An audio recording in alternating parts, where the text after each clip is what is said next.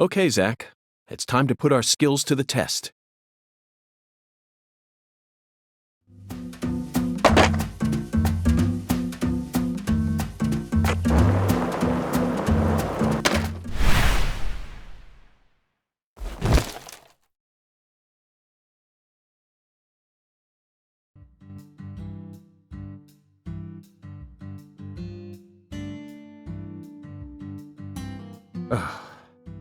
Well, Zach, it seems as if we've reached an impasse. I'm afraid we won't be able to proceed any further like this. Zakari Tiger to DC Eagle? Is everything alright? Hello, Melvin. Sadly, my darling just gave out on me. Your darling? You mean... Yes, that's right. My beloved skateboard. I know the chances are slim, but do you happen to know of any establishments in town that can repair skateboards? Please, I hope this doesn't offend you. Neither Zach nor I would ever dare to assume that a remote country town like this would have a skateboard shop in it. But perhaps you have at least one eccentric who likes to tinker with them in their spare time.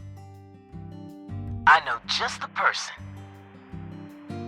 Double bass player by night, trick master by day.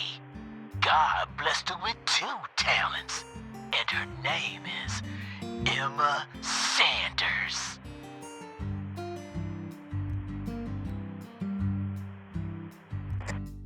Emma? That's right. She's Pastor Sanders' adopted daughter, and was also Lise Clarkson's best friend. Emma really knows her stuff. She's got tools and a mountain of parts, so I'm sure she'll be able to help. I owe you one, Melvin. Zach, I never thought we'd find our very own skateboard mentor out here in the sticks. Let's head straight to Emma. What is it, Zach? Why didn't I just ask the sheriff to tow away the old cars? But isn't it obvious? I want to overcome this obstacle using my own strength. In fact, I want to soar over it.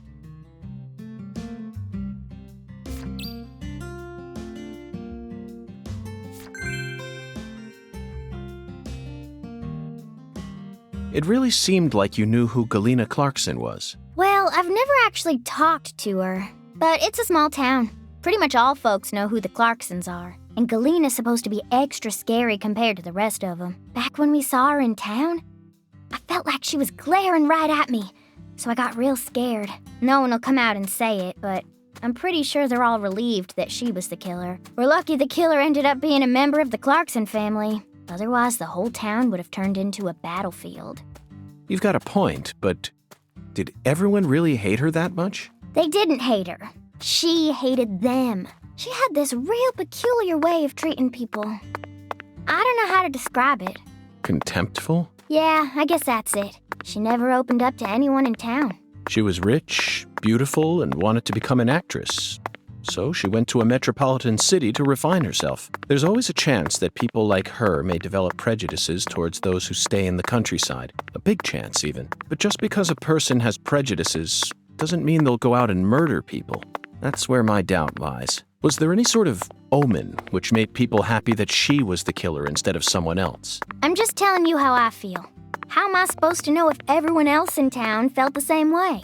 I never thought she'd actually go and kill her own daughter, though. There it is, Zach. It appears that her attempt to kill me wasn't simply a case of being in the wrong place at the wrong time. Maybe she was sad. Sad, perhaps. Instead of returning as a star, she was forced to come home after her dreams were crushed. That certainly sounds like a sad story, doesn't it, Zach? No, Agent York, not that kind of sad. The kind of sadness that keeps folks away, hidden behind her attitude. Is there a word for that? Maybe it ain't in her attitude or her words, but the way she appears. Yeah, it's in her eyes. They remind me of someone. Who? PJ Clarkson? No, someone else. I can't remember. That's okay, Patty. Just let me know if you happen to recall it later. Until then, Zach and I will help you think.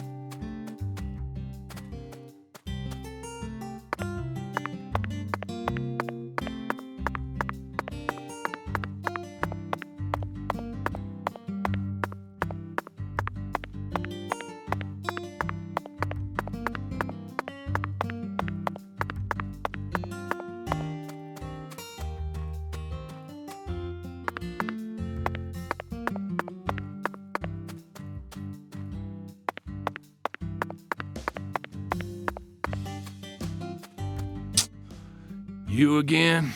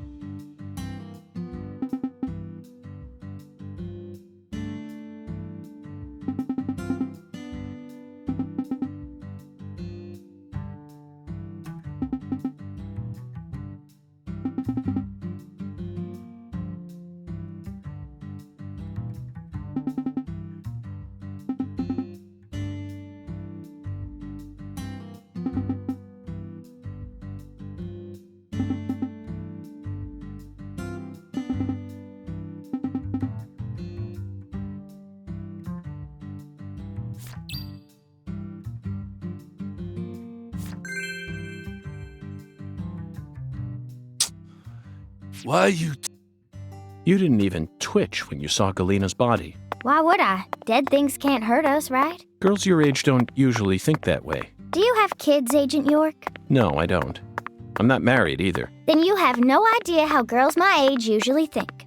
Besides, I'm used to seeing dead bodies thanks to CSI, especially dismembered corpses like hers. You know, for a so-called profiling professional, you're pretty clueless. In that case, allow me to apologize. But don't you think it's a bit of a leap to discount my observational abilities simply because corpses don't scare you? I don't know.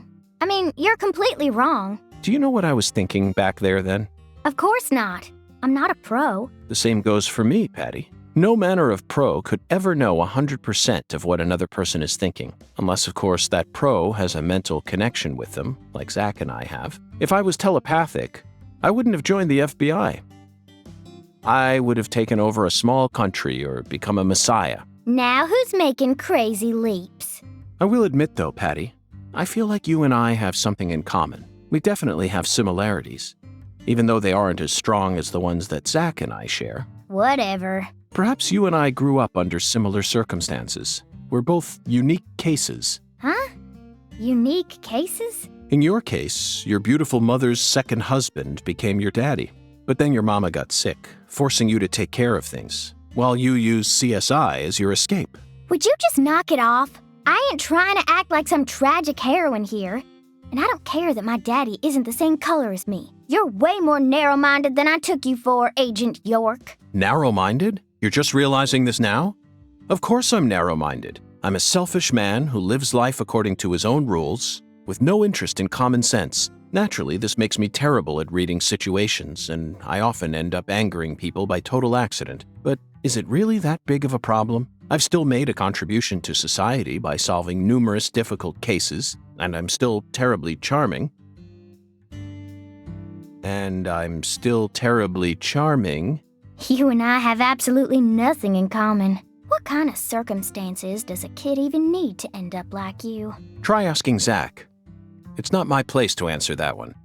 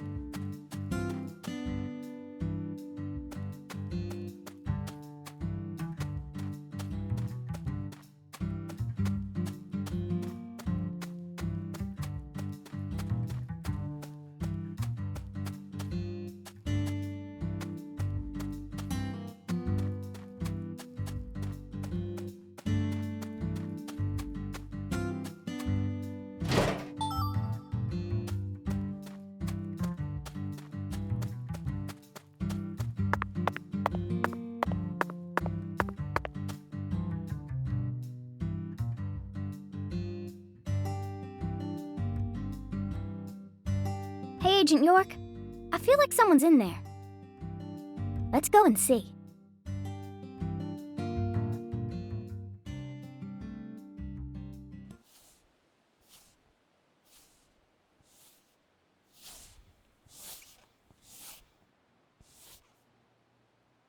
Huh? What do y'all want? I'm kind of busy here. Hi there. Are you Emma? Yeah, who are you? Francis York Morgan. I'm an FBI special agent. Please call me York. That's what everyone calls me. Agent York? So, what does the FBI want with little old me? I already told the police everything I know about Lise.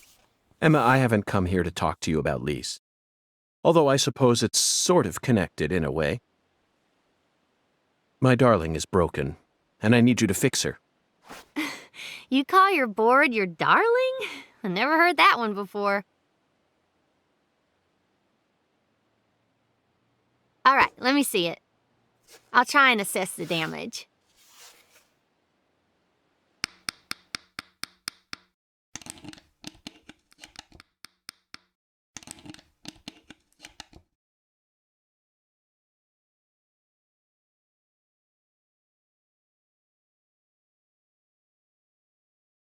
I replaced all your trucks, wheels, and gave you some brand new deck tape. Also, you were missing a tail guard, so I put one on for you. That way you should be able to do a few tricks here and there without any risk of damage. Well, what do you think? It's beautiful, Emma. The wheels were scraped down and the base plate screws were all about to fall out. Oh, and the axles were also warped. It was pretty much in critical condition. Now, what I want to know is, how did it get that way? Well, my car was stolen on my way here from Houston. So, I switched over to my darling and rode her here instead. You know, you're crazier than you look.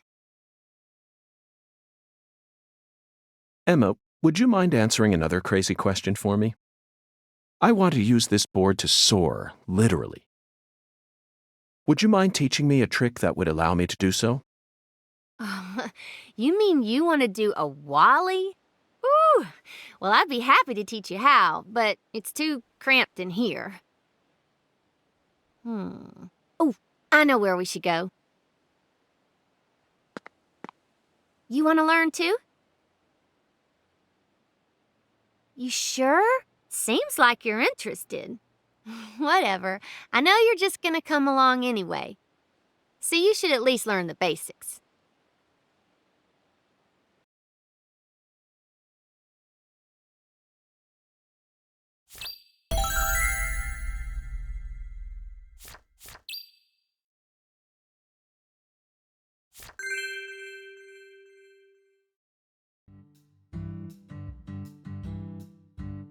Okay, Agent York. Now we should have enough room to practice.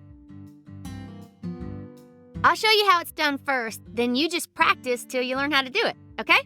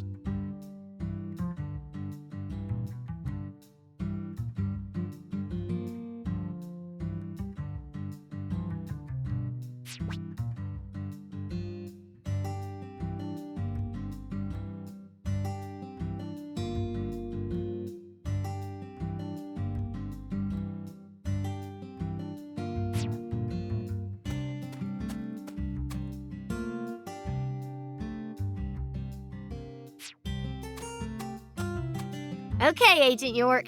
Now we should have enough room to practice.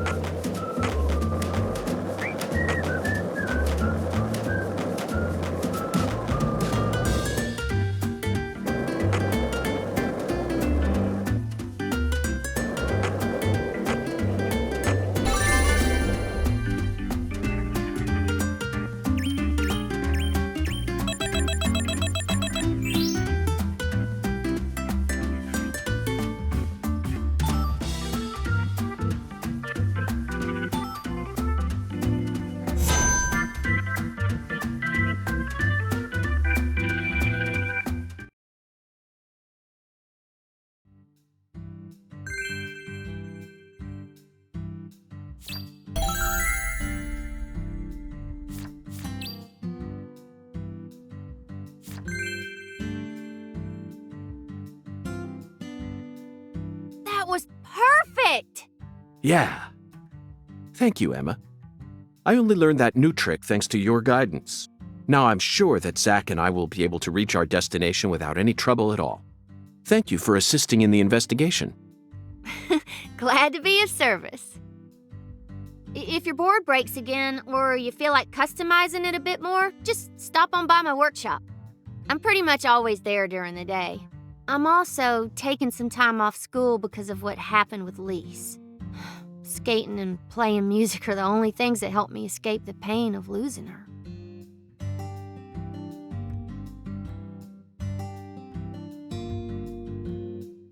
Zach, did you see the expression on her face just now?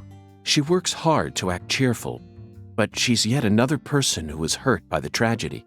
Lisa's death is like wildfire, spreading embers of sadness throughout the entire town.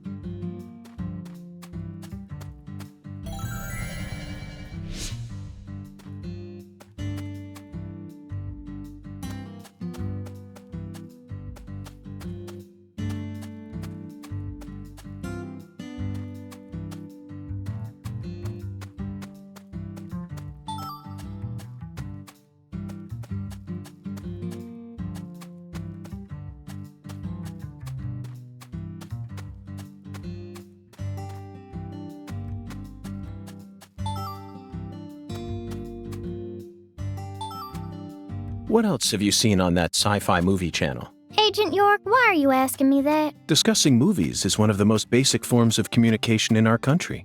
What time period do you live in?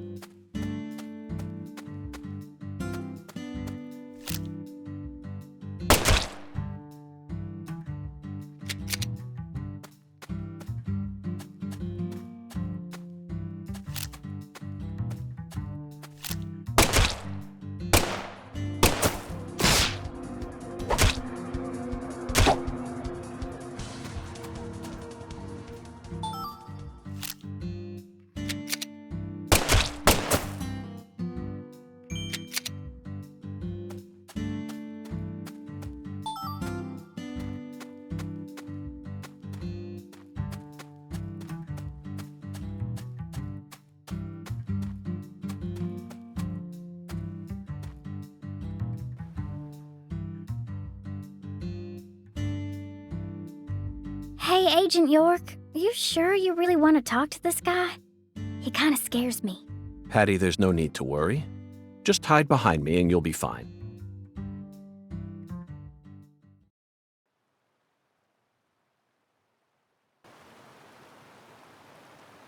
Chuck Thompson, you were the first person to find Lisa's body, correct? I'm FBI Special Agent Francis York Morgan. Please, call me York. That's what everyone calls me. Agent York. Seems like he ain't in the mood for talking.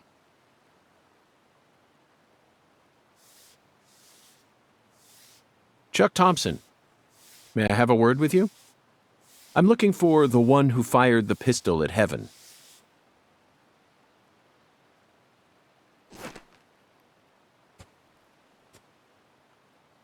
You trying to say I gotta aim up to shoot 'cause of my height?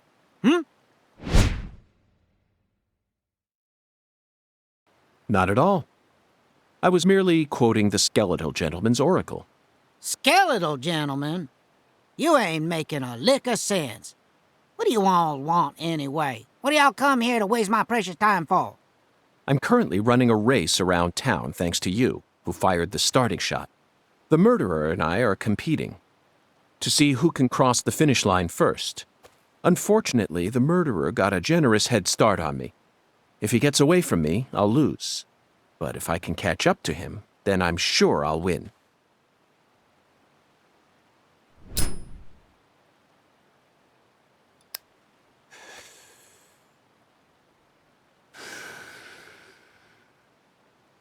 So please, Chuck, tell me, how did you find Lisa's body? Her body was hidden under a bridge on the bayou, very close to the Mississippi River. It's got to be at least a few miles away from your farm in this swamp, right? Oh, the Clarksons are the folks who gave me the damn permission to find crawdaddies here in the first place. Now why the hell would I ever want to kill that little girl? Then what were you doing out there? You know, lately I've been seeing a queer boat around these parts. It ain't too big. Probably only holds 5 or 6, and it's got a deep draft. Assholes think they can just drive right through my turf, right through my dang crawdad farm. So you gave chase, which led you to Lisa's body. Yeah, that's right. Fucking poachers. Where did the poachers go? Oh, hell if I know. Fog was thick that day, thicker than usual. So I lose sight of them. The next thing I know, I'm under that goddamn bridge. Then I felt a chill run up my spine. And I knew. So I drove up to the bank and got out. And there she was, strung up on that there altar.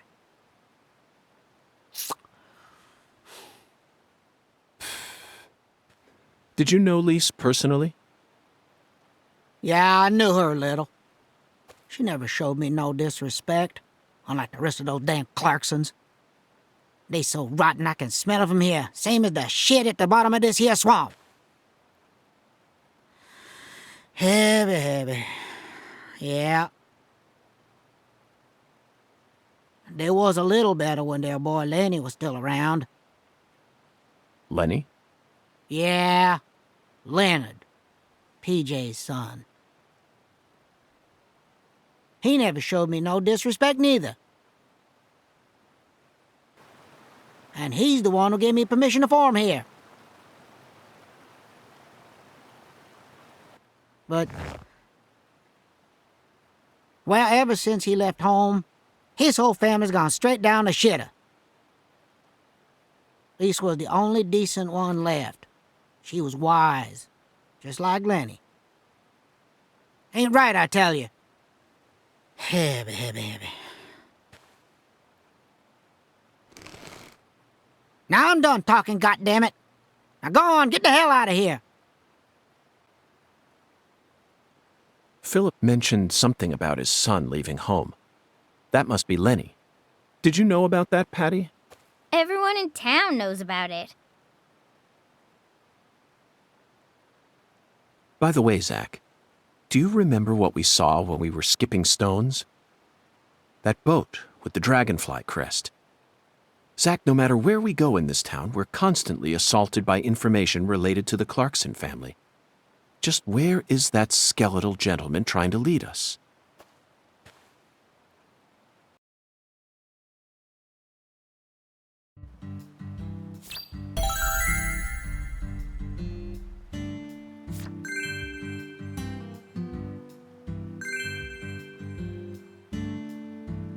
We successfully found the one who fired the pistol at Heaven.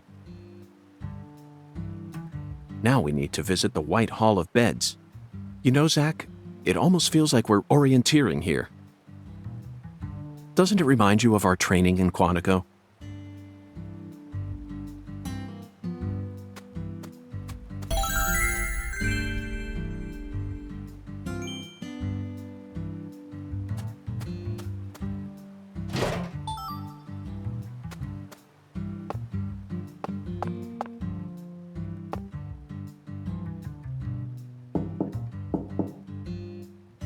Looks like a case of bad timing, Zach.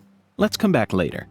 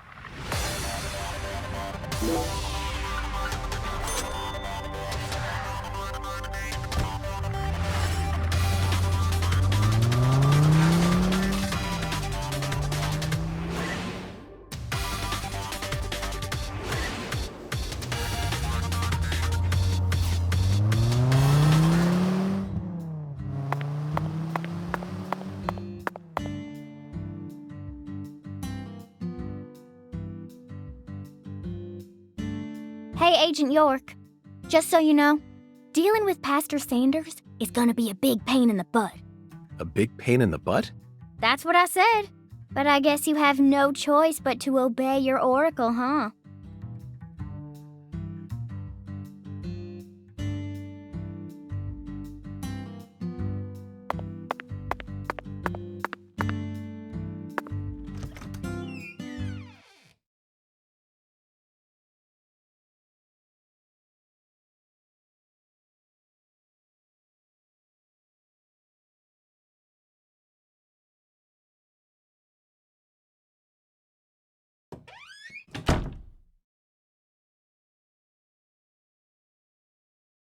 I don't like hospitals.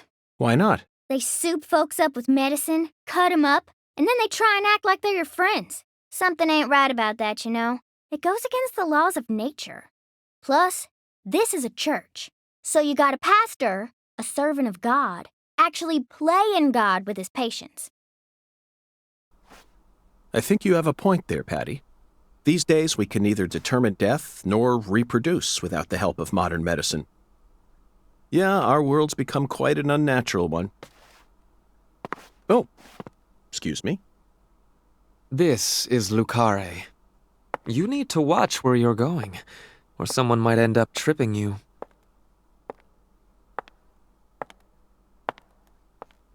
Zach, it's her. The stylish woman who watched Lise die.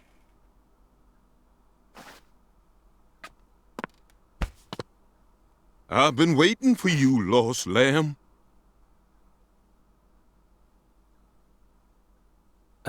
Hi there, Pastor. Would you mind letting go of me? I'm in a bit of a hurry right now. So pitiful. The Lord hungers. Here we go again. What? Pitiful. Truly pitiful, my little lamb. No, neither Zach nor I. Oh, so pitiful. So pitiful, just pitiful. The Lord hungers. 1 can of Spam, 1 can of red beans, and 1 can of spinach. You are to offer up the taboo trinity. Taboo? Don't you mean the holy? Oh, how I pity you. Unlike us humans, the Lord never errs. Now, my pitiful agent, bring forth the taboo trinity at once. For it is the will of the Lord our God. See? I told you this was gonna be a pain in the butt. But Zach and I need to go after that stylish woman. Too late now. We need to obey God's will. The Lord hungers! Come on, hurry it up. We need to go. Well, Zach, I don't know what to say. First an oracle, and now an order from God? Maybe this is the trial that will yield the ticket to the goddess. Either way, it looks like we have no choice but to gather the taboo trinity. I guess it just goes to show that small towns are always filled with the bizarre and unpredictable.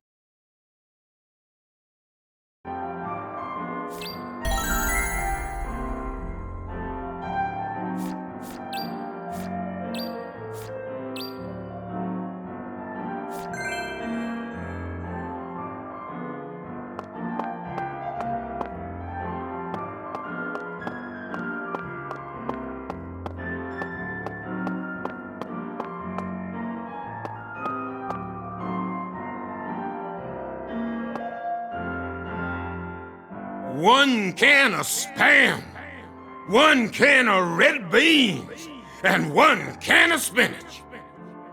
You are to bring forth the taboo trinity, for it is an offering to the Lord. Hey, Tyrone. Pastor? 1 can of Spam, 1 the Lord. I suppose that even an FBI badge is powerless in the face of God. It's no use, Zach. We'll just have to go out and assemble the taboo trinity.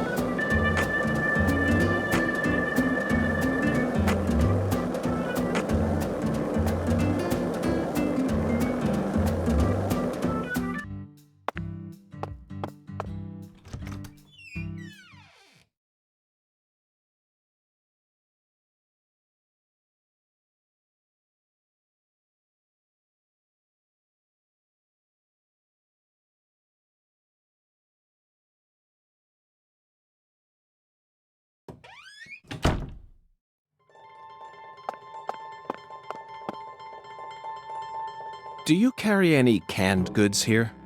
Canned goods? The vermin of the grocery store?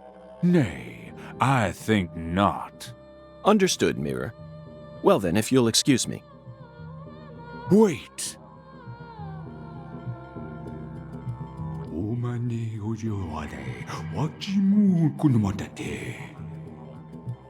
Yes, I can see it.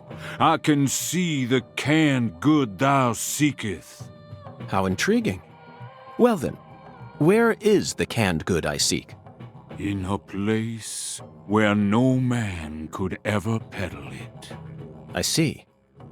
In a place where it can't be bought from a person. Got it, Mirror. 'Twas but a trifle. For the Lord hungers, doth he not? Zack, it's in a vending machine. It appears that God wants us to go on a wild goose chase all around town.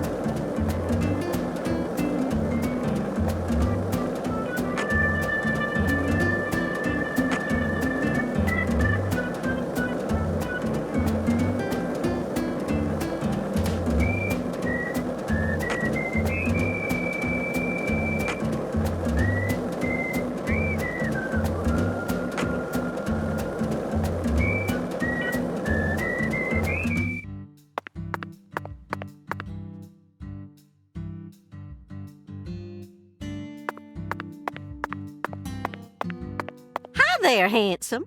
How's your day coming along?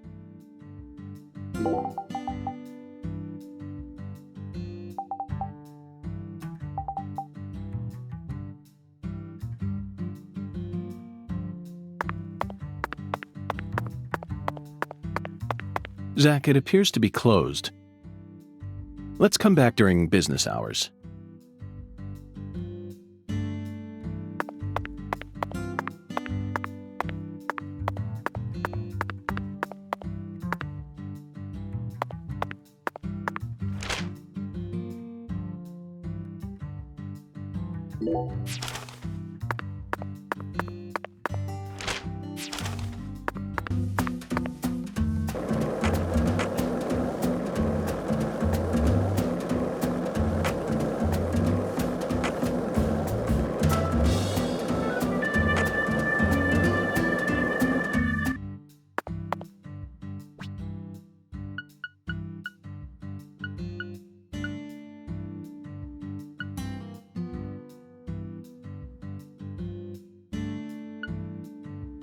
This vending machine does not carry what God seeks.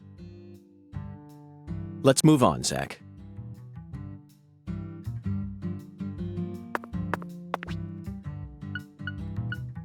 This vending machine does not. Let's move on.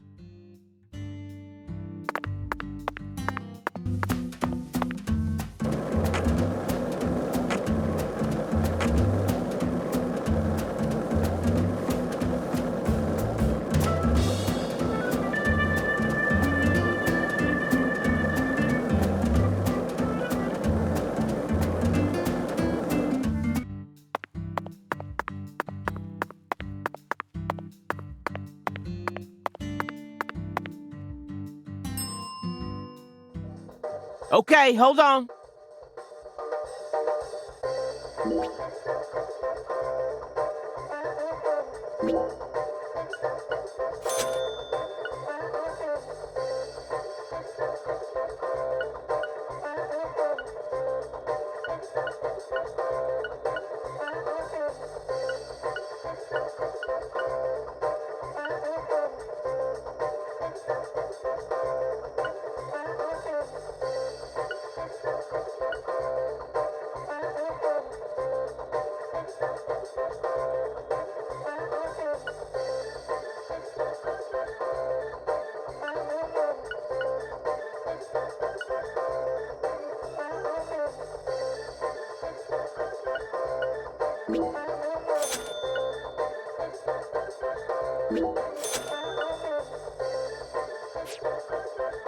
Mr. York.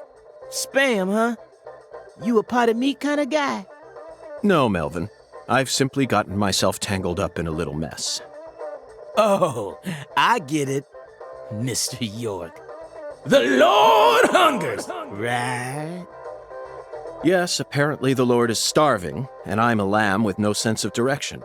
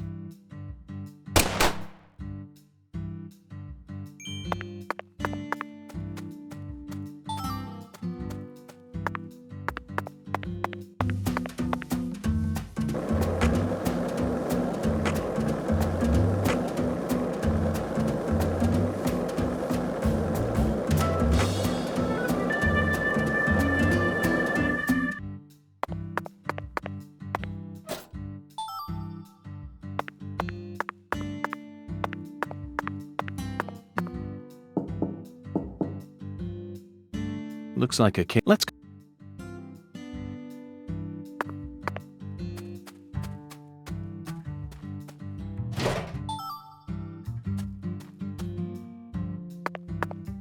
Hi, Agent York.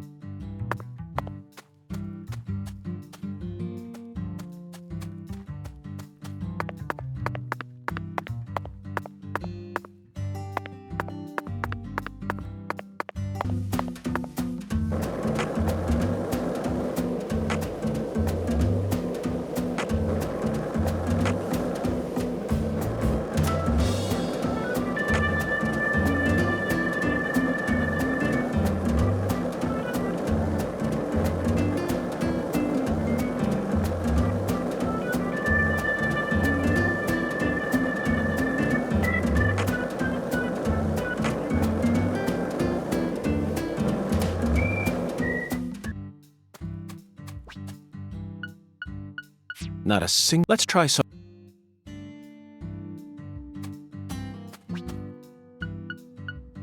This vendor. Let's move on.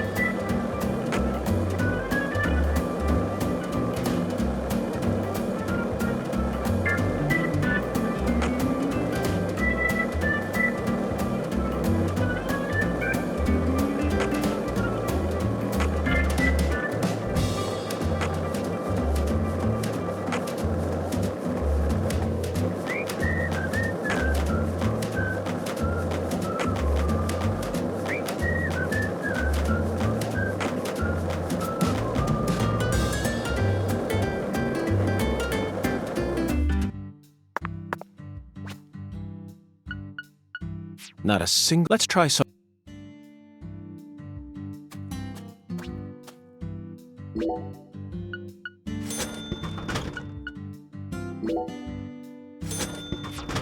Zach, we finally found our can of spinach. Look, Zach. Even this vending machine is managed by Clarkson Food Delivery Services. But who in their right mind would sell canned goods in a vending machine in the middle of nowhere? I only hope that it's not expired.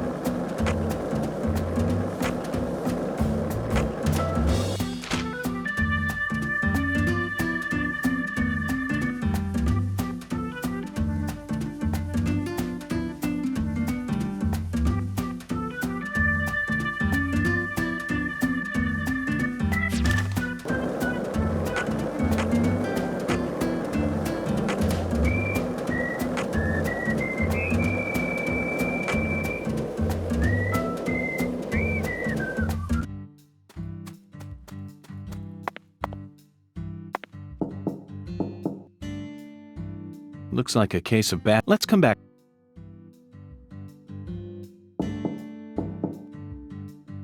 Looks like a case of bad timing, Zach. Let's come back later.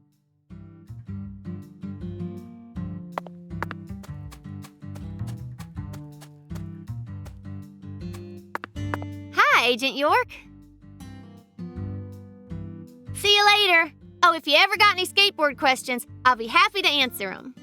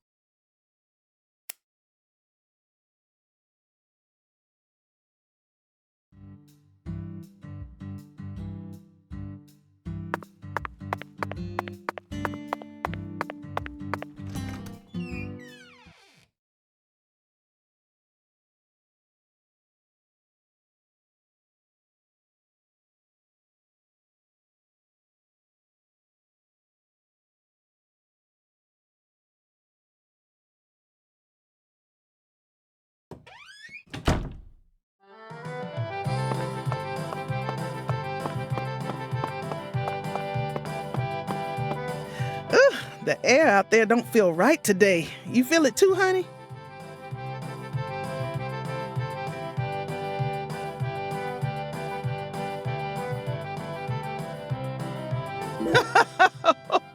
Oh, coming right up, honey. I'll put my heart and soul into it.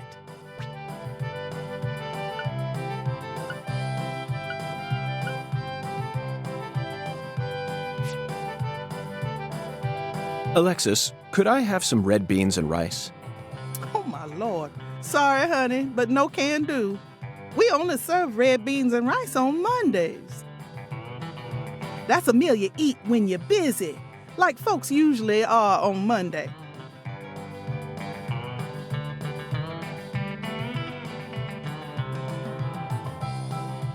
It's been a tradition here in Louisiana for as long as I can remember. Wait, honey, don't tell me. You're the type who does your laundry every day? Oh. Tradition, Zach. This is it. The Deep South. Louisiana. We need to obey tradition here and come back on Monday.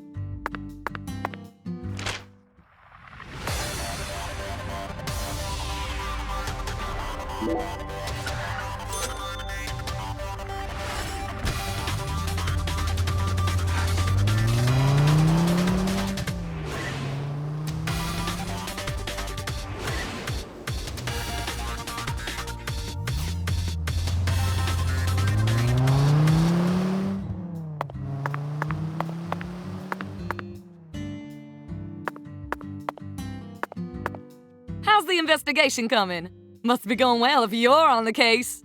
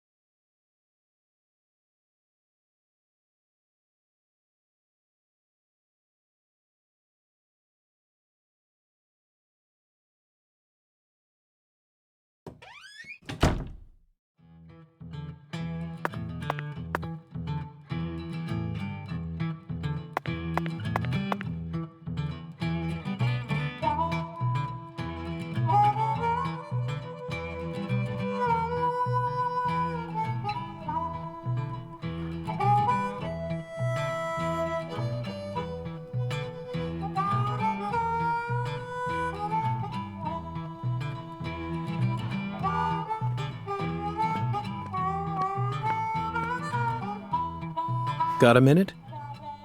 I'm the bartender here. I ain't gonna stop you from talking to me. This is America, land of the free. So folks just do whatever the hell they want. That's one of the beautiful things about America.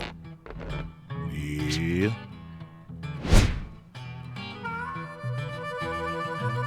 FBI Special Agent Francis York Morgan. But please, call me York. That's what everyone calls me. A bureau man, eh? You hear about Lise. Yeah. That I am. Very astute of you. What do you know about her? No one lives forever. Eventually, all life must come to an end. Yeah. So you don't know much about her? The girl I love was her best friend. That's all I know, man. Sounds like you're deeply connected to this case, then. Why are you giving me the runaround? Truth bomb number 1. Think good and hard before you reveal yourself to someone you don't know. Just some common sense for daily survival. Yeah. Hey, Bureau man, you change your underwear every day. Yeah. Here's another truth bomb for you. Clean, white underwear without a single stain on it. So pristine it shines. Your day doesn't truly begin until you slip them on. Yeah. Our world's filled with truth bombs. And that's about all I can really tell you. Zach, this man has got a very unique style to him. I reckon it's about time we stop flapping our gums here, Bureau man. Don't give up the good fight. Yeah. Later. One last thing. Do you always dress this way? I'm not quite sure how to put it, but you're practically naked. This is America, land of the free. I'm simply exercising my freedom. And as my fellow American, you need to respect my freedom.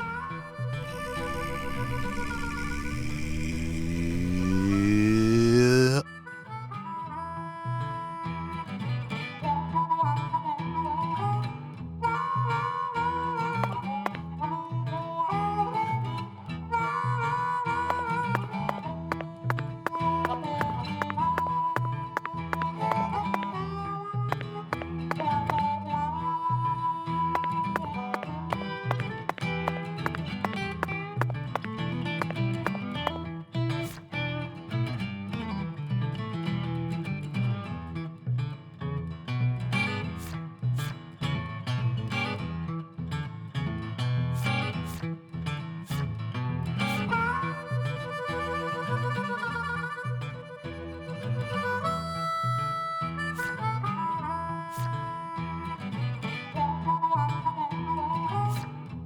Well, Bureau man, you ever catch them crooks?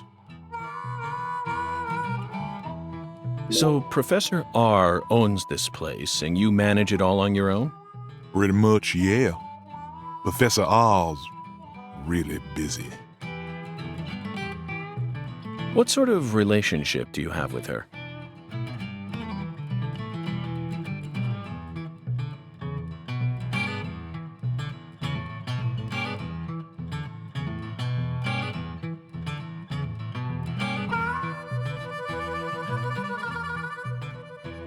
You interrogating me, Bureau man?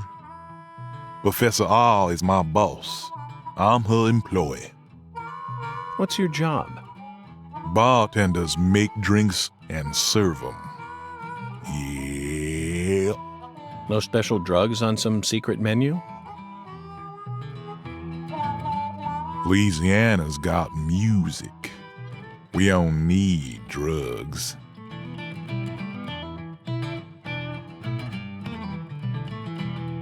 Even in Louisiana, drug use is rampant.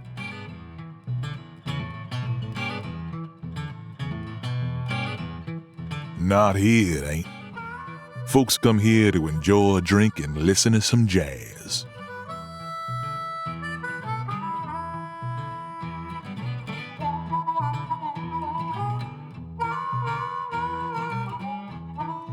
I came across this spot when I was looking for a place where my buddies and I could play.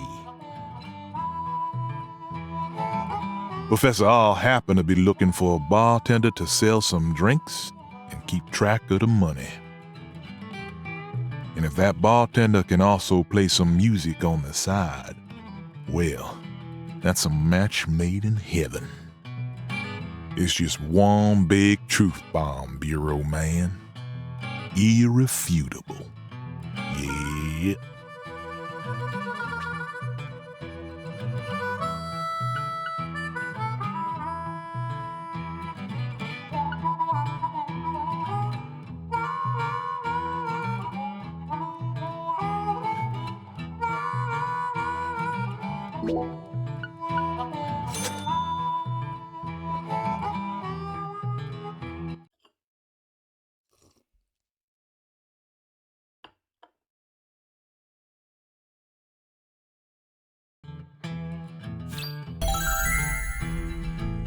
Now you're a man that can hold his liquor, Bureau Man.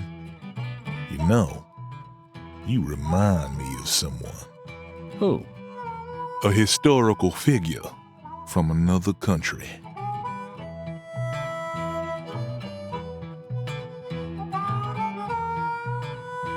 Oh? Well, I'd certainly like to hear about him. Michelangelo Buonarroti, the Italian sculptor. You know of his work? The Pietà, David, Laocoon and his sons. If I listed everything, we'd be here all day. He's famous for his sculpting work, but he was also a fantastic painter. The Sistine Chapel ceiling is definitely one of his best. It's on a whole nother level. Yeah.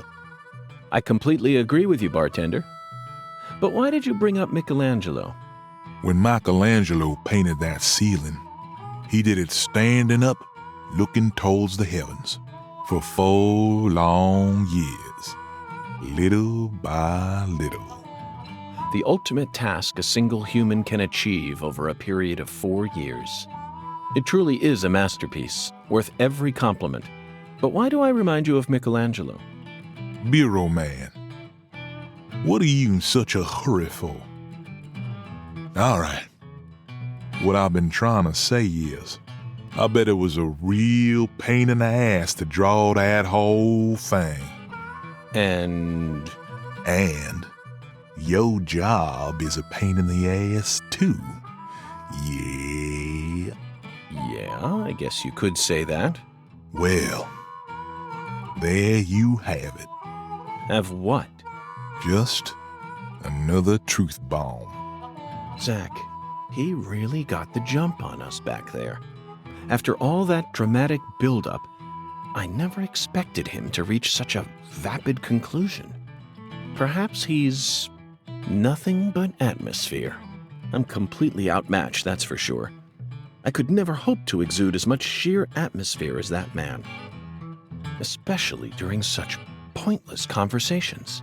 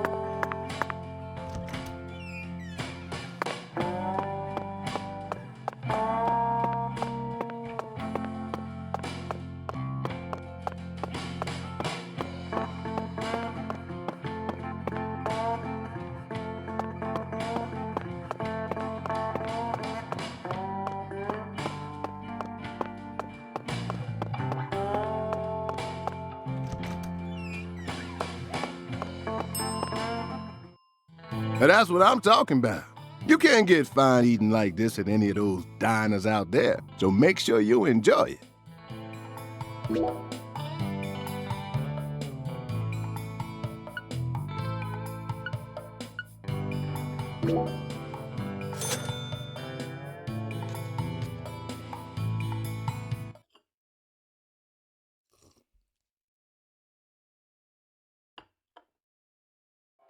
Thanks, mister. Next time you get a hankering for old-time Creole food, just stop on by.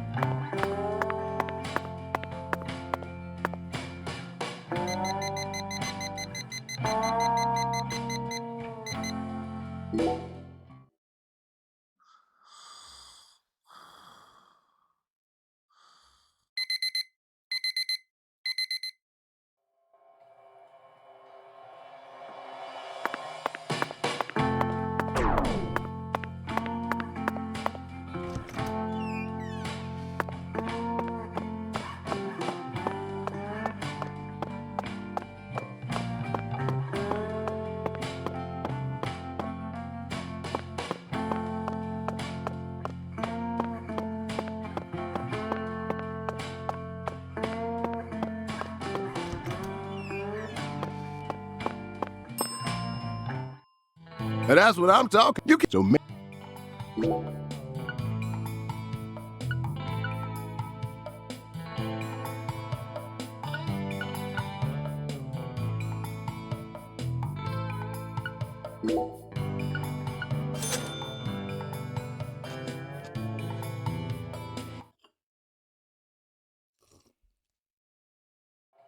Thanks, mister.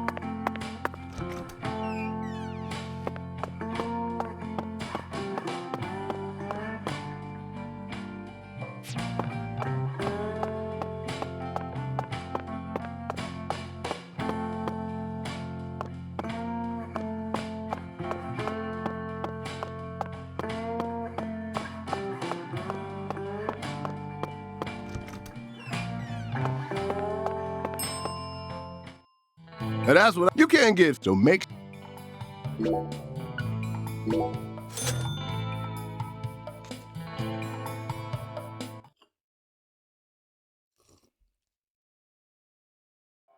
Thanks, mister. Next.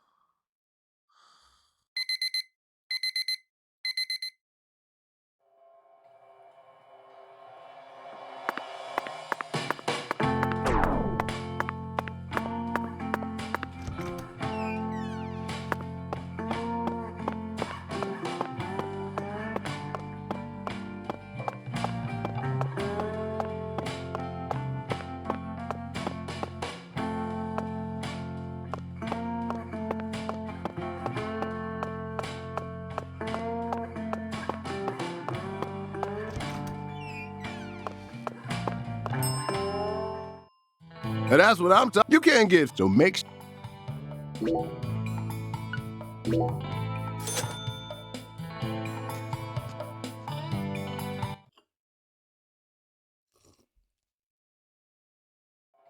Thanks, mister. Next time.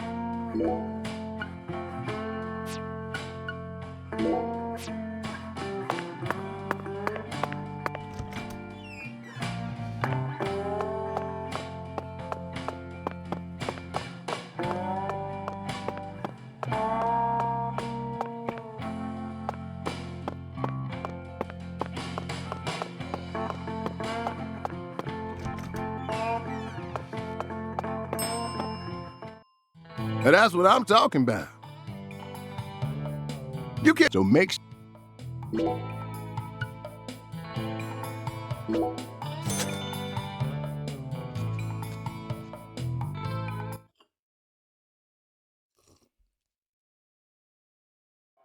Thanks, mister. Next time.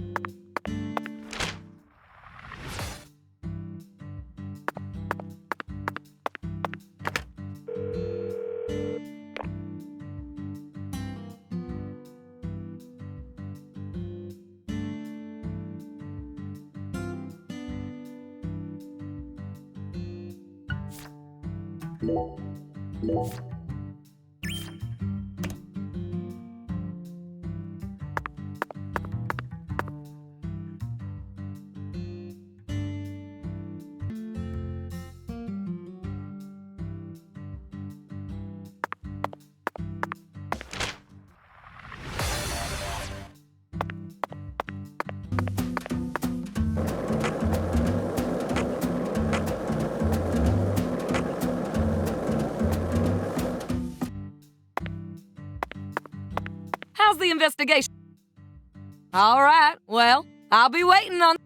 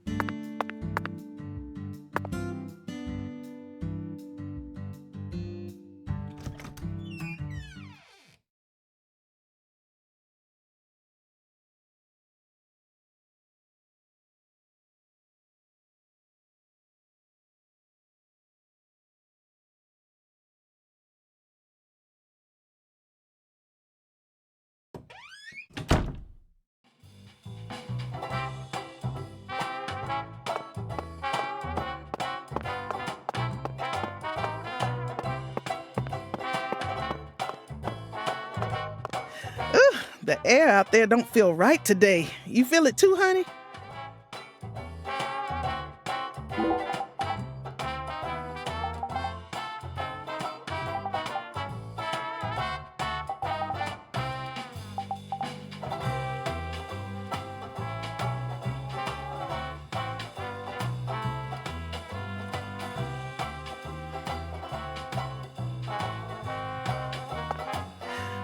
The air out there don't feel right today.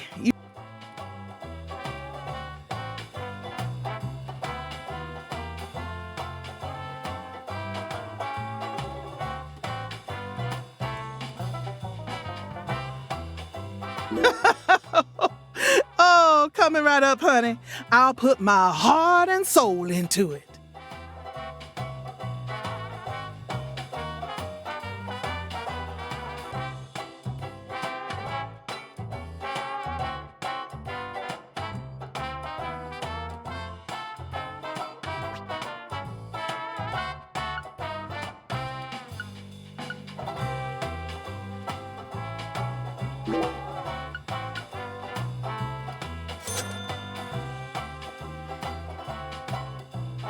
Alexis, would you mind keeping the red beans in the can? I'll pay the regular price, of course.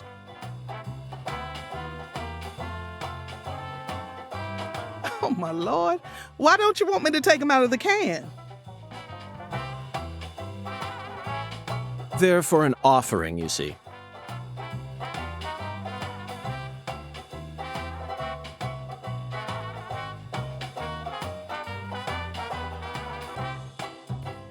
Oh, why didn't you say so? The Lord hungers. Exactly. As you can see, I'm a pitiful lost lamb. Now I get it, Zach. This is nothing but a shameless fetch quest.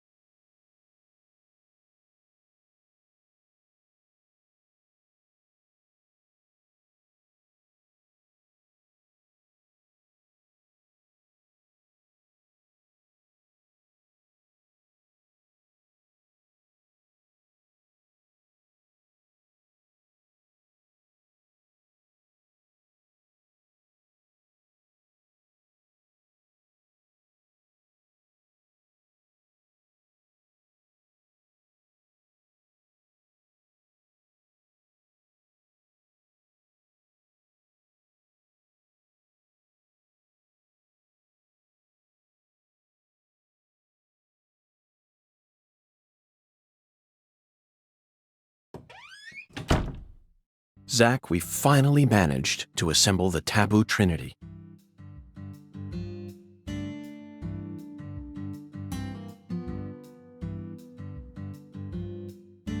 And it was certainly no small task. I just hope it rewards us with some data that will help us push this investigation forward.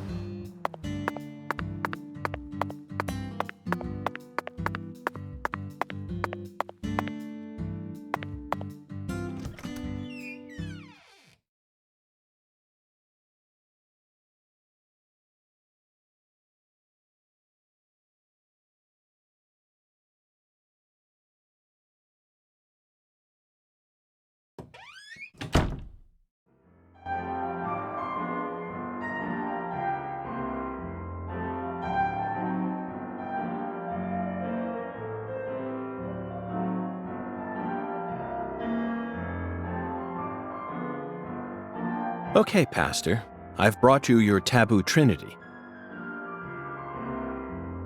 I'd like to exchange it for a ticket to the goddess. Oh, how I pity you. You see, my dear lost lamb, our Lord still hungers. One anaconda skin, one squirrel tail,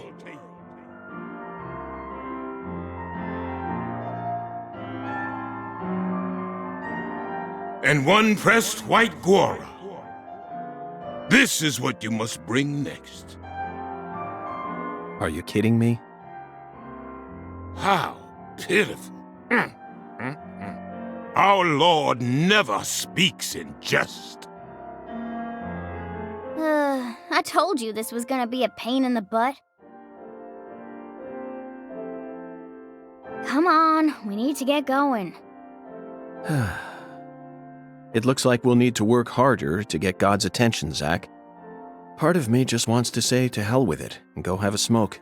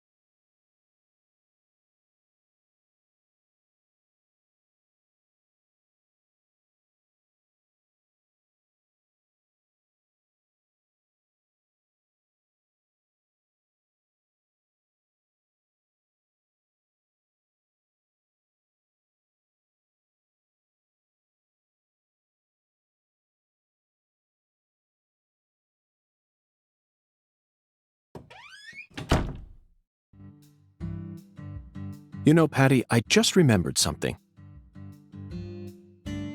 When we met Philip in the sheriff's office, he mentioned your mother. What sort of history does Melvin have with the Clarksons?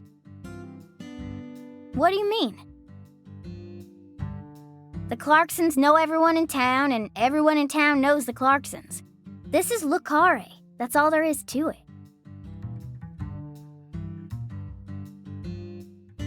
Zach, something isn't right here. I just hope the Clarksons don't have anything to do with her mother's illness. That's all I'm concerned about. Either way, the truth will reveal itself to us eventually, just like it always has.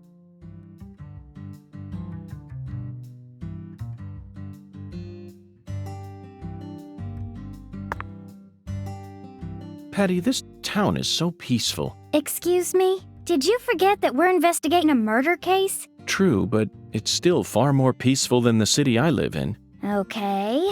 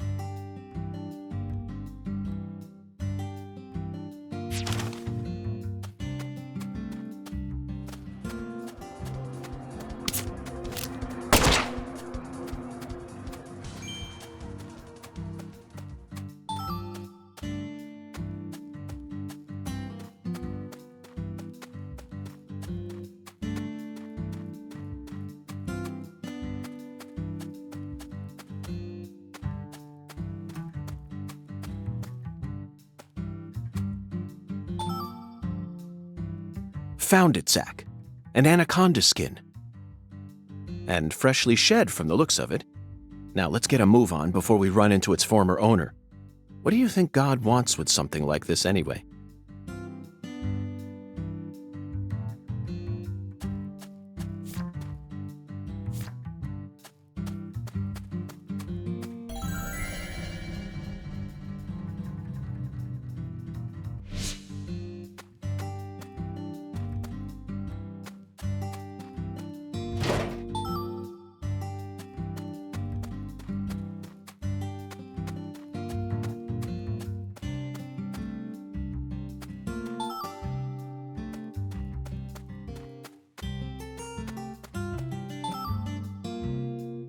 Hey, Zach, remember this movie?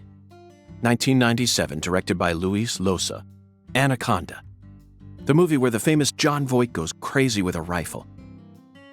Jennifer Lopez, Eric Stoltz. Even Owen Wilson and Ice Cube were in it. Is that an all-star cast or what? The scene in the beginning where Danny Trejo climbs up a ladder with a pistol in one hand is a must-see. It stole my heart within the first 5 minutes. Okay, back to the real world. We're on an important mission right now, aren't we?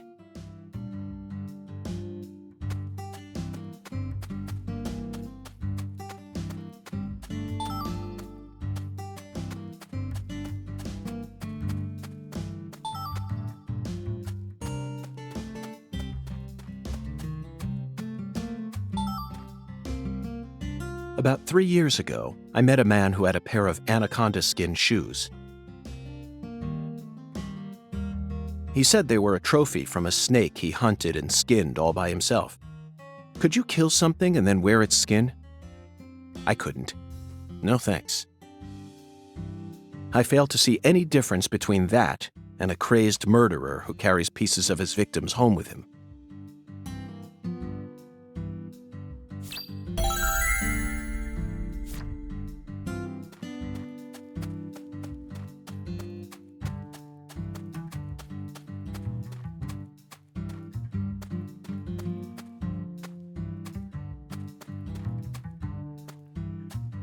You didn't even twitch when you saw Galina's body. Why would I? Dead things can't hurt us, right? Girls your age don't usually think that way. Do you have kids, Agent York? No, I don't. I'm not married either. Then you have no idea how girls my age usually think. Besides, I'm used to seeing dead bodies thanks to CSI, especially dismembered corpses like hers. You know, for a so-called profiling professional, you're pretty clueless. In that case, allow me to apologize. But don't you think it's a bit of a leap?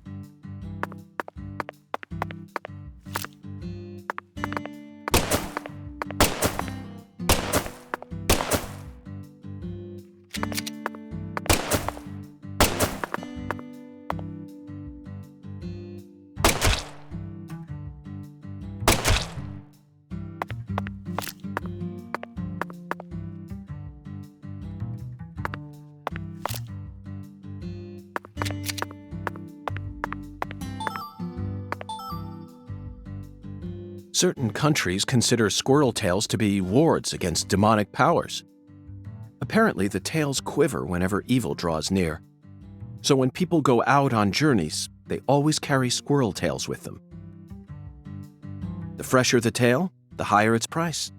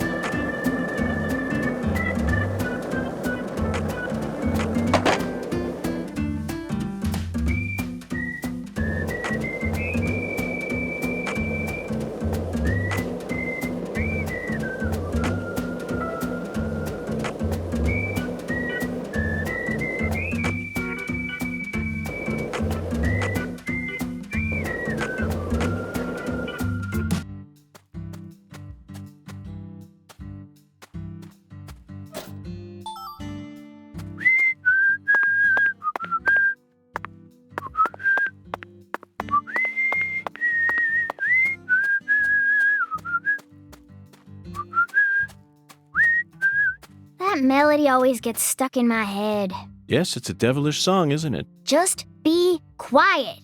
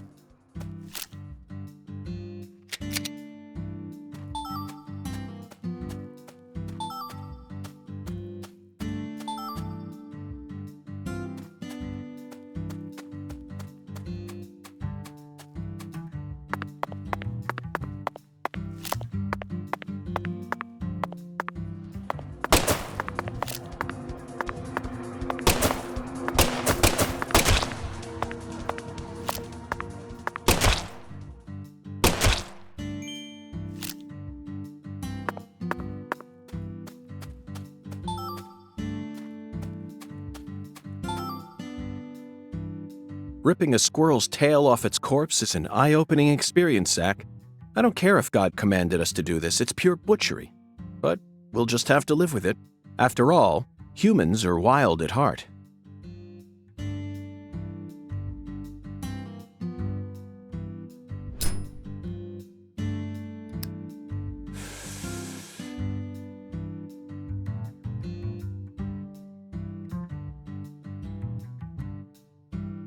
Zach, I never knew that following oracles was such back-breaking work. I really needed this cigarette. I think I'm on the verge of losing my mind.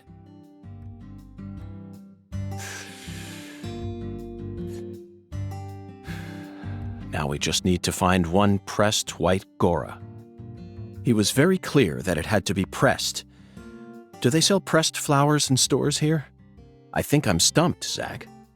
Perhaps we better go ask our well-informed concierge for help.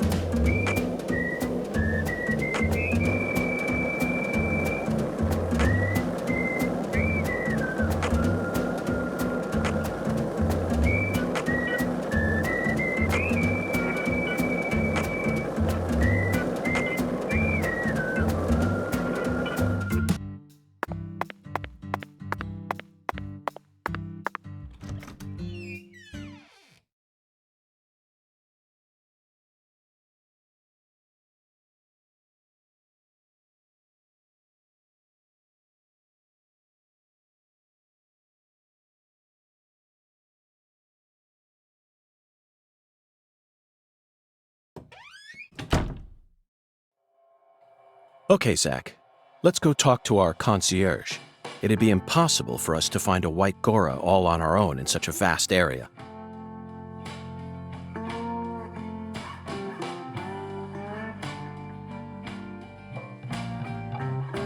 Welcome back, Mr. Morgan, sir. Hello there, concierge. Do you mind if I ask you a question? How may I help you, Mr. Morgan? I'm in need of a pressed white Gora. Do you know of a store where I could find one? The Lord hungers? Correct. Jolly good, sir. In that case, please ask our bellboy. His hobby is pressing flowers, so I'm sure he'll be able to assist you.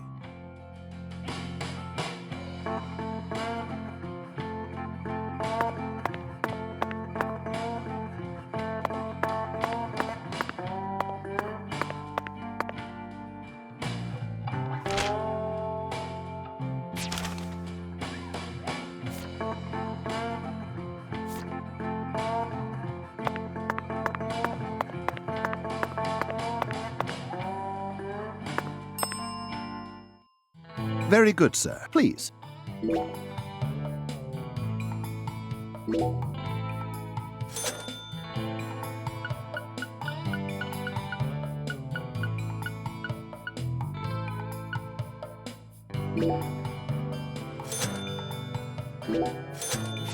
Serving you is my... Please do...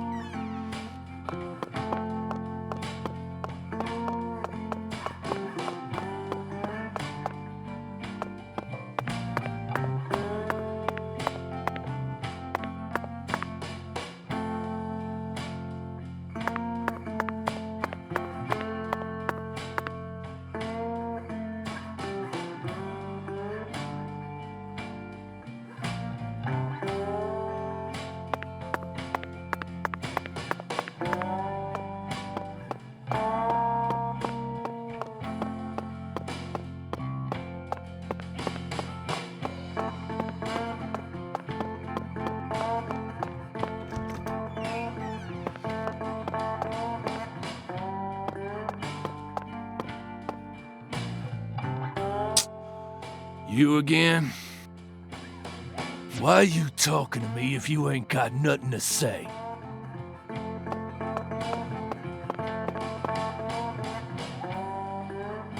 Got a minute, Chef? What is it, mister? I got my hands full here. Do you know where I might find a pressed white Gora? Now, what did I tell you? I'm a professional chef. I don't flap my gums about any old thing. If you want to know about the town, you best ask our concierge.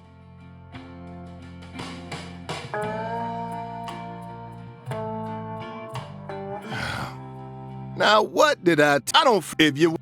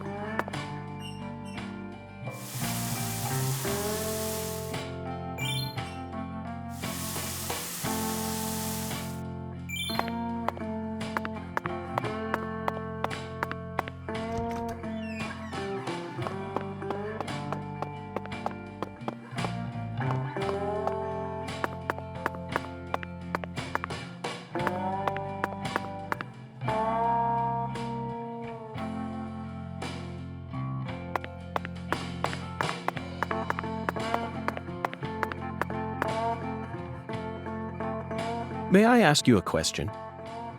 Sure, boss. What's cracking? I need to find a pressed white Gora.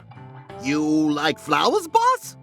Well, not exactly, but it's the will of God. The Lord hungers, huh? Excellent, David. Way to cut right to the chase. Do you know where I might find one? Sorry, boss. We only have one white Gora bush in our garden. Yep. What's the problem? Well, yesterday I picked them all and pressed them, see?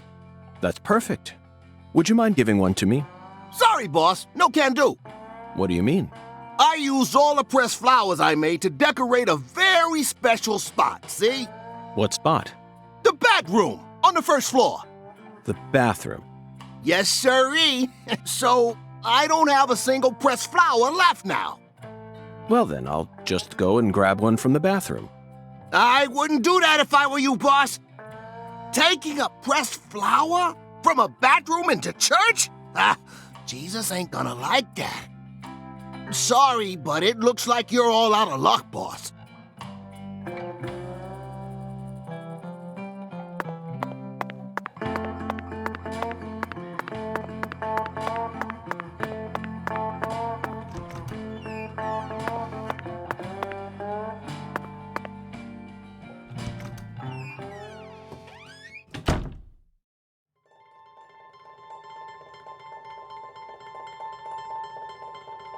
Zach. Deep South.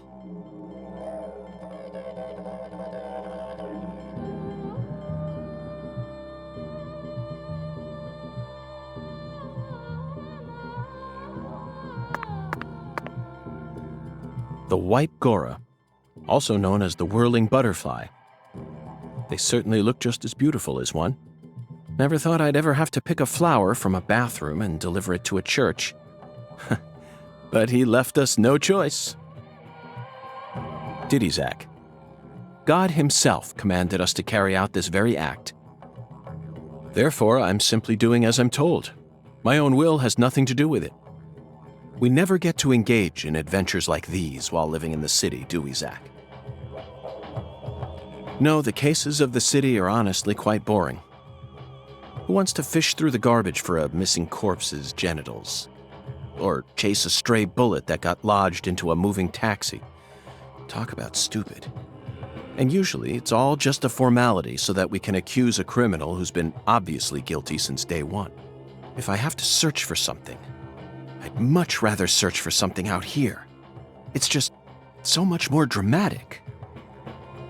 This is the countryside, and it's sensational. You know what I mean, don't you, Zach?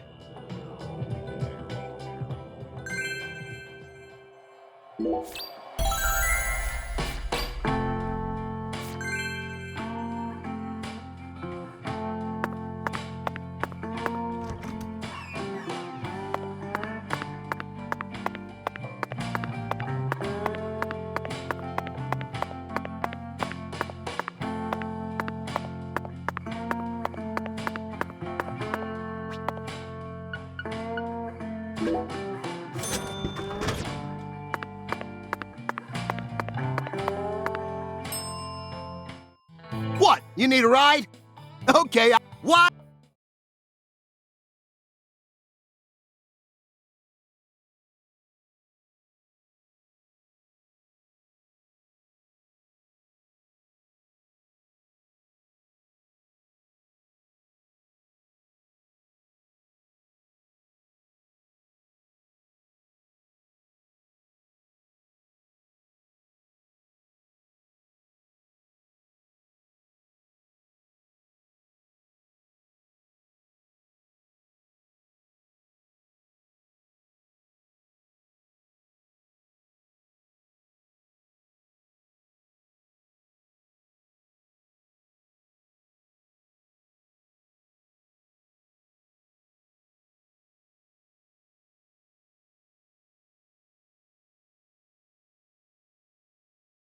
How's the investigation coming?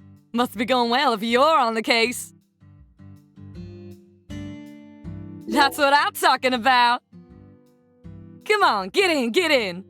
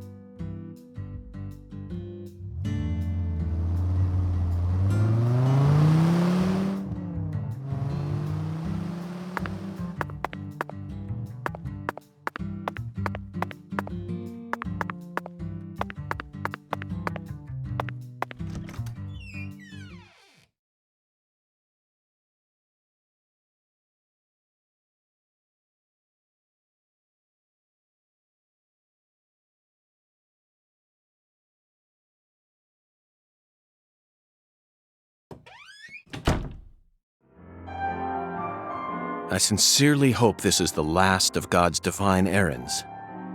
That makes two of us.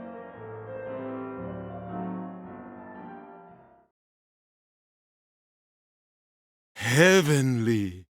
Truly heavenly. He threw away all the Spam, the red beans, and the spinach. I don't believe this. All this time, he was only after the cans? Shh, be quiet, Agent York.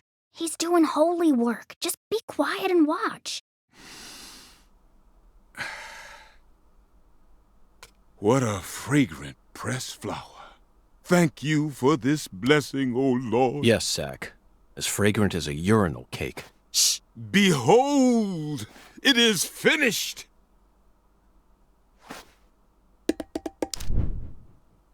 Our Lord is enraptured. Take this, my lambs, and let it serve you.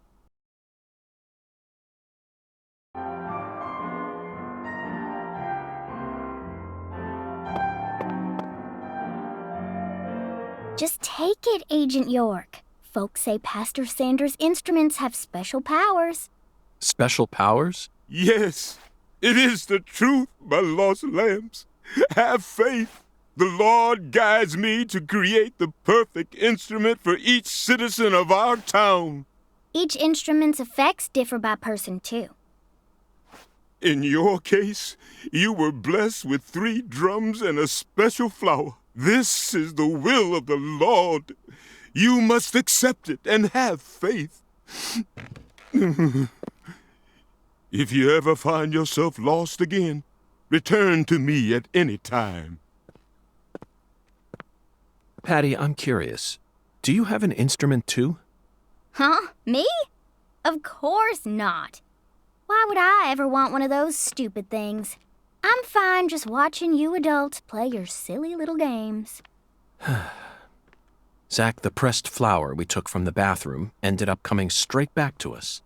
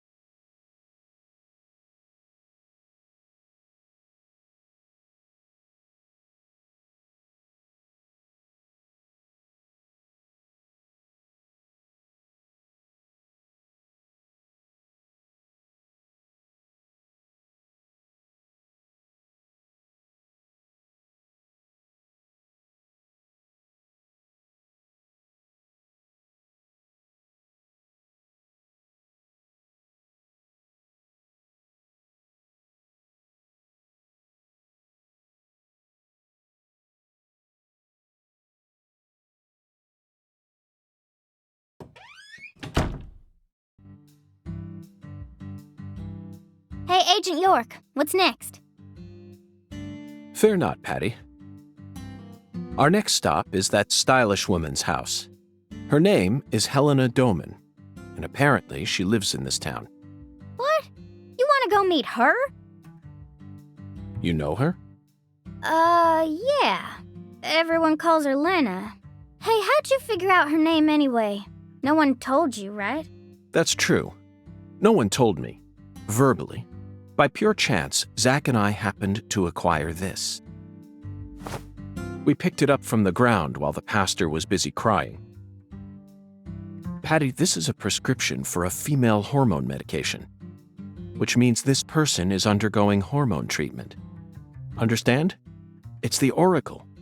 This is the ticket to the goddess that we were meant to find at the White Hall. I just remembered something that Melvin said to me in the holding cell.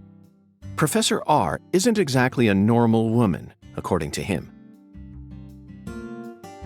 Now it all makes sense, Patty.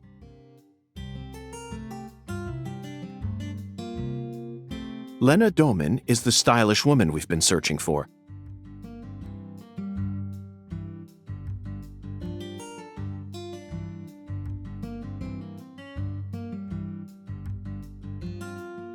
Professor R in the flesh. You know, Agent York, you might actually have some talent after all. Yes, I'll be honest with you, Patty. Both Zach and I are extremely talented. So I hope you can trust us and continue working as our assistant.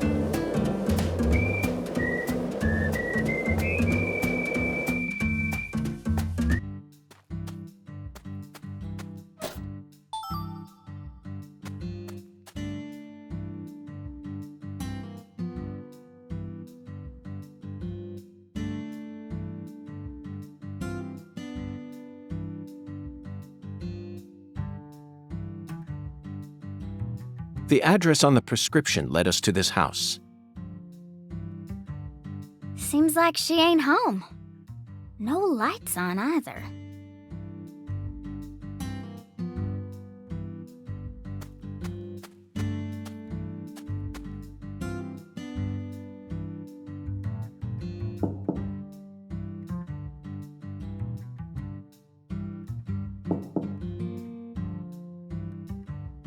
Professor R's never home, you know.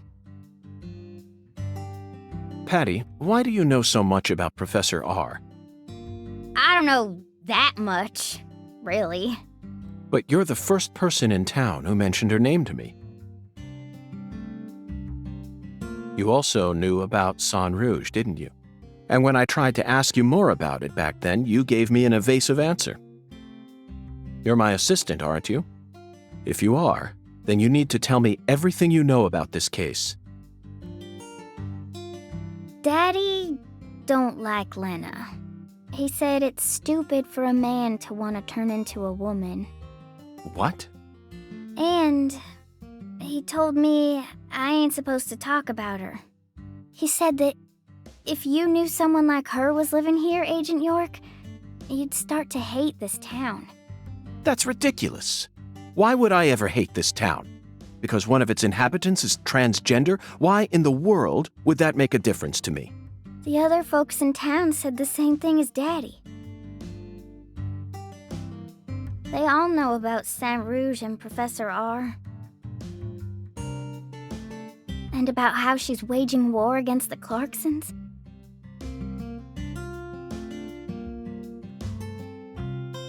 But they all say we ain't supposed to talk about it. So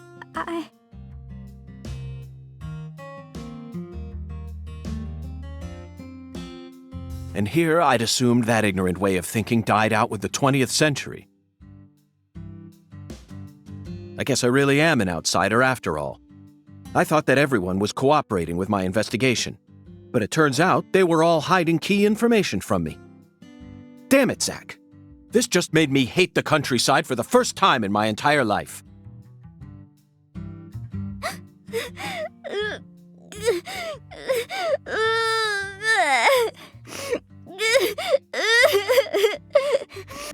Oh, I'm sorry for being so loud, Patricia. But just remember this. A person's birthplace, nature, race, and physical features have no bearing on their value as a human being. We're always free, and we should respect each other just the way we are. So you shouldn't feel a need to hate Lena for no reason, no matter what the people around you say. You can't let them control you. Sometimes things like common sense and decency can end up deeply hurting other people. I sincerely hope you don't forget that. Okay, I won't. But if Lena's committed a crime, that's a different story altogether. She may be a social minority, but she's still free and capable of knowing the difference between right and wrong. Professor R, I sincerely hope she's smart enough to understand that.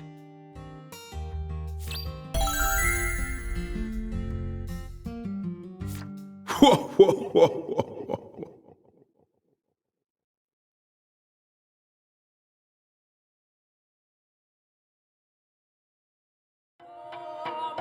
Listen to the two ends and drink dry the firewater. Do this and you will see the other world.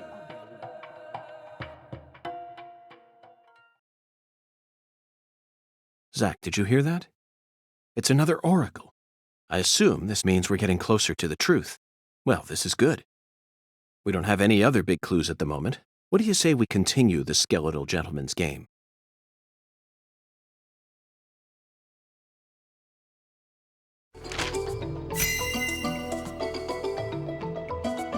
After I spent the 90s listening to nothing but punk rock, I fell out of touch with music, but the digital audio player I received last Christmas changed everything. Nowadays, people can walk around with thousands of songs in their pockets. You following me here, Zach? That's right. This oracle is connected to music.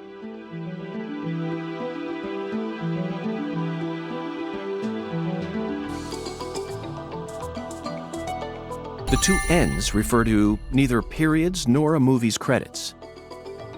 They refer to the last letter of the alphabet, Z. And what's a word that has two Z's in it?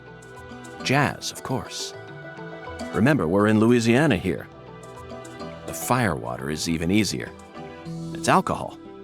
Let's go to that jazz bar and have a drink while we consider our next plan of action. Don't worry, this is all part of our job, isn't it, Zach?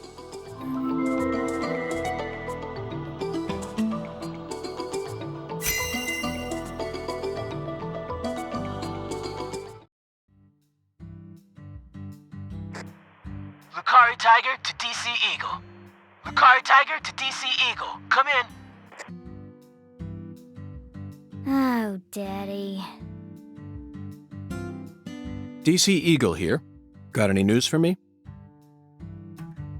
Well, Mr. York, we got ourselves a bit of a problem here. What sort of problem?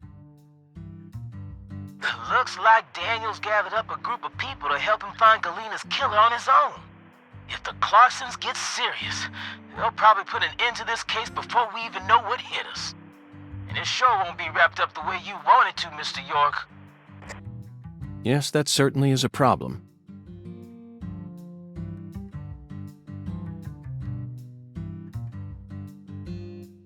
Judging from Daniel's temperament, things are bound to get out of control.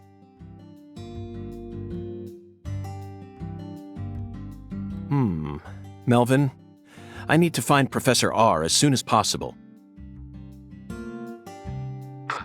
Professor R? That's right. That ain't such a good idea. I didn't ask for your personal opinion, Melvin. Especially if it comes from an antiquated, xenophobic way of thinking that's characteristic of rural towns. Whoa now, Mr. York. What's going on here? I didn't... This conversation is over, Melvin. You need to figure out what the Clarksons are planning. Call me again as soon as you know. Huh? Fine. Whatever you say. Also, sorry, but would you mind coming to pick up Patricia? I would never think to take an innocent girl like her into an adult watering hole. Yeah, you're right. CLG's still too young for that. Wait, Daddy! Agent York! I'm going too! Don't leave me out of this! No, Patricia. You signed a contract with me, remember? I promised to protect you from all the evil in our world. That's not what it means! Patty, you're smart. Shockingly so. But you're still a child. And there are certain things a child like you doesn't need to learn about yet. Just go home for today. Zach and I are both in agreement on this one. I'm so glad you understand, Patty. Okay, Melvin, that's that. I'm leaving her here. The rest is in your hands. Roger that. I'll take care of her, Mr. York.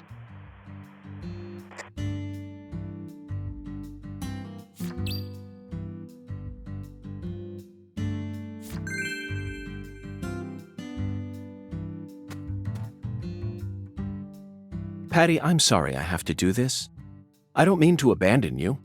I hope you understand. This next stop feels dangerous. It's okay, I get it.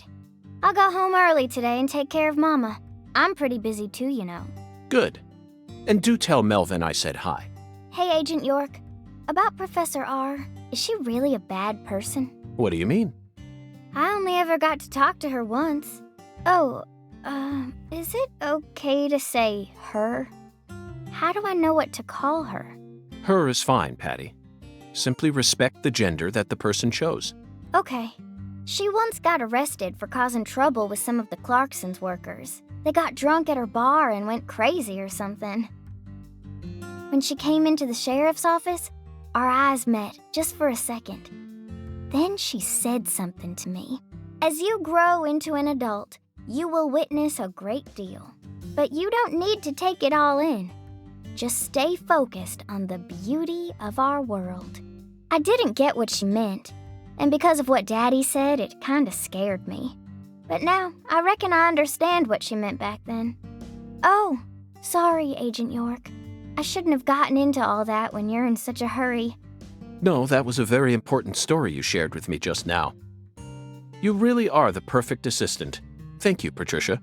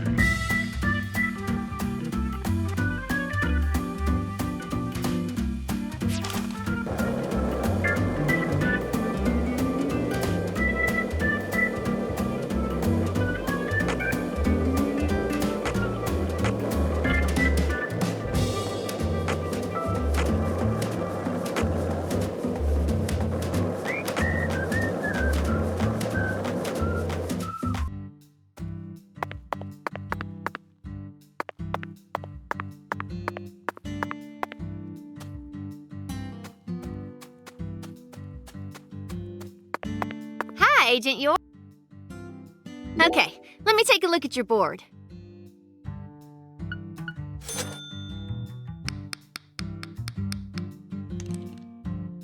You mind if I tell folks about how I got to customize a board for an FBI guy? Of course not. You're my mentor, after all. Really? Thanks. I reckon it might help out whenever I decide to open up my own shop, you know? I bet it'll make me famous. Official choice of FBI special agents. I'm gonna name it Emma's Skateboard Workshop. When that happens, I hope you'll expand and open up stores all throughout the U.S. Otherwise, I'll have to come down to Louisiana every time I need to fix up my darling. You trying to butter me up with compliments? Absolutely not, Emma. I'm serious. Your skills are top class. You figured out how I ride my board merely from the friction marks, then adjusted my trucks based on that. The wheel and bearing selection in your shop makes perfect sense to me. Your finesse with applying the deck tape was also impeccable. It's rare to find an artisan who thinks this deeply about her customers. I now understand why you call this a workshop rather than a garage. Emma, you should be more confident. Zach and I both guarantee that you possess true talent in your craft. Agent York, you really believe I'm that talented? Wow, I'm so moved I don't even know what to say. See you later. Oh, if you ever got any skateboard questions, I'll be happy to answer them.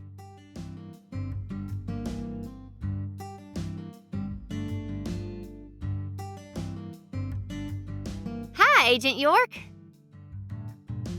See you later. Oh, if you ever got any...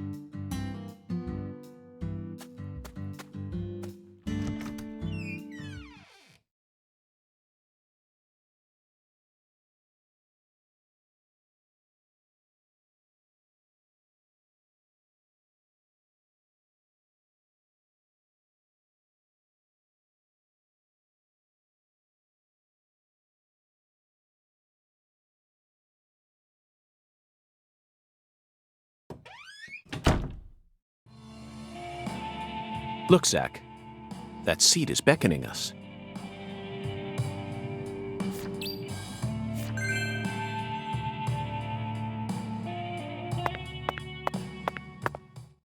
Listen to the two ends and drink dry the fire water.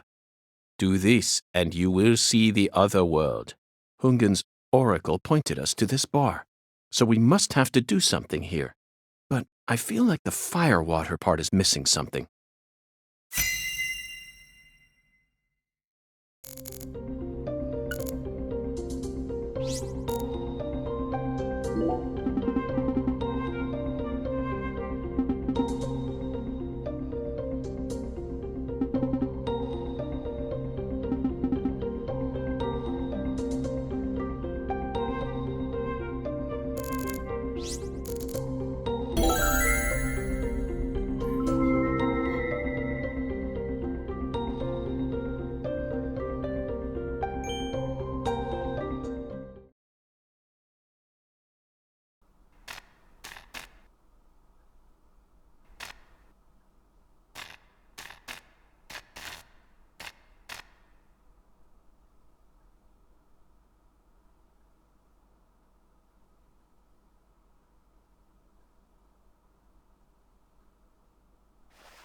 Zack, do you see that? It's a gigantic go sign. I think someone's trying to send us a very powerful message here. That settles it. This must be a singularity.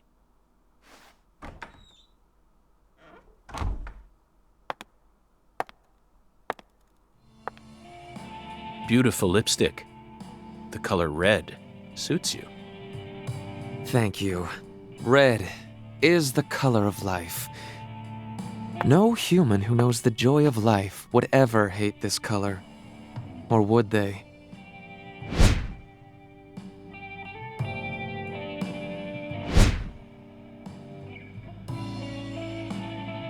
Maybe.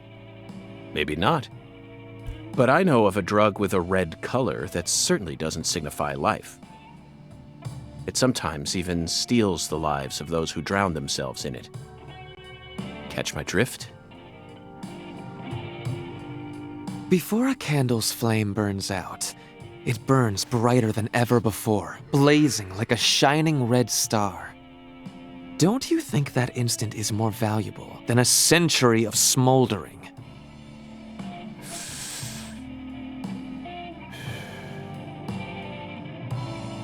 That blaze doesn't cast out the darkness. It only emphasizes it.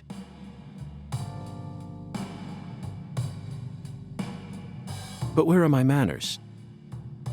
I'm FBI Special Agent Francis York Morgan. Let me get straight to the point. You were present when Lise Clarkson was murdered. And you were also involved with Galena Clarkson's death. Correct?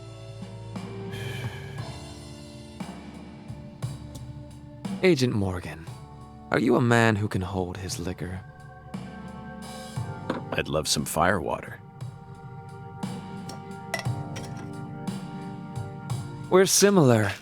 You and I. Really? I don't see the resemblance. Well, you should. Look deeper. Think about who you were when you were first born, and who you are now. Different selves exist inside your body. Are you talking about Zack?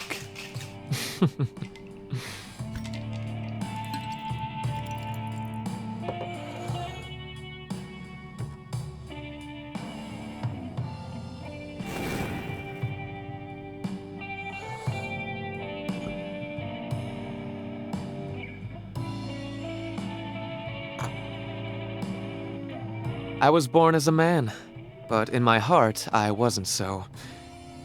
And this is a small town. I experienced far more scorn and discrimination than anyone could ever imagine. Especially from my father. Parents are supposed to raise their children with love. That's the norm, right? Not for me. I was raised by my father's flesh-seething hatred.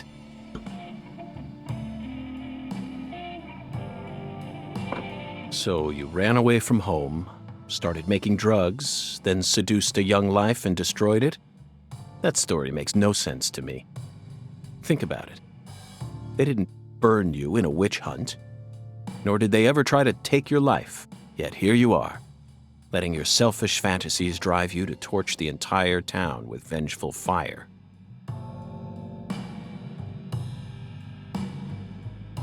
Why did you abandon your inheritance only to end up in a place like this? What do you hope to achieve?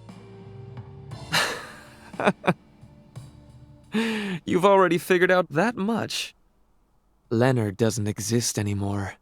He disappeared from me a long time ago.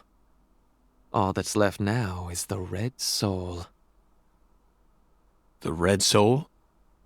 The Red Soul gives me strength and courage. And I vowed to use that strength to change this world. The Red Soul has the power to amplify the unique characteristics we all possess. Mentally and physically. That's why I created the Holy Red Powder. So that everyone can enjoy its divine benefits. That's ridiculous. Our world is home to scarier monsters than violence and prejudice. Ugh. Zach. Someday, even your best friend will abandon you. No. Never. And in the end, you'll be all alone. Zach and I will always be together.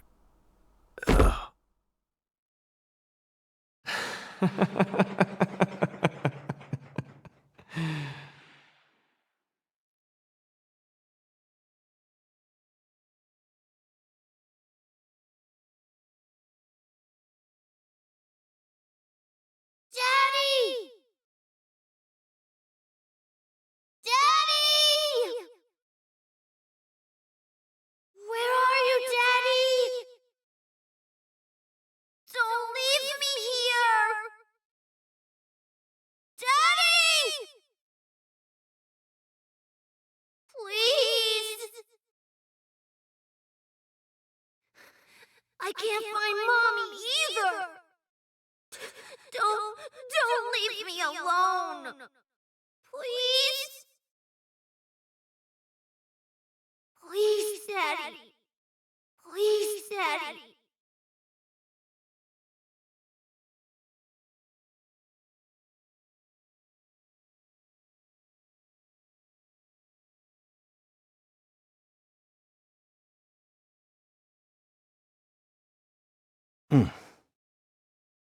Oh.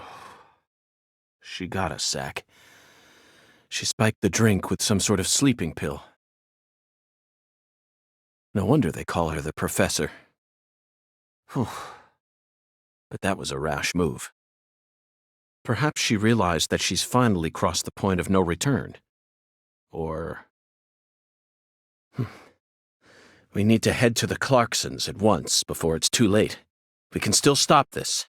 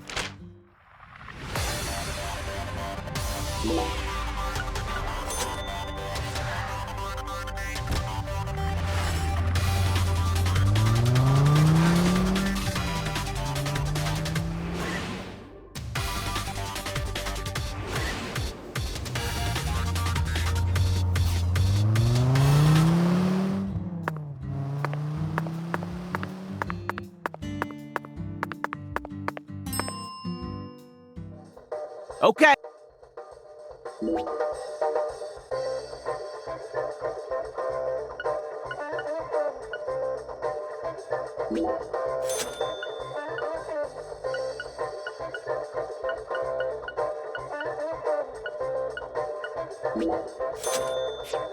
You ever need anything?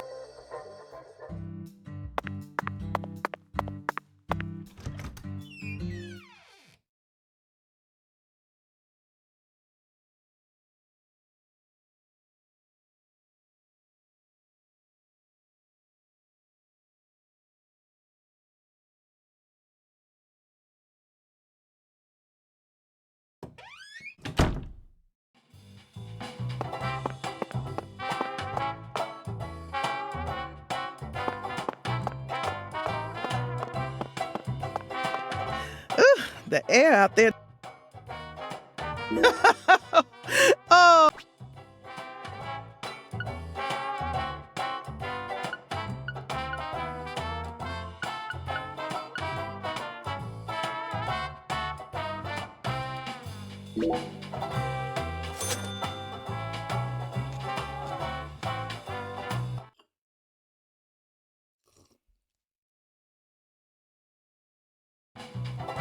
Come back. You ain't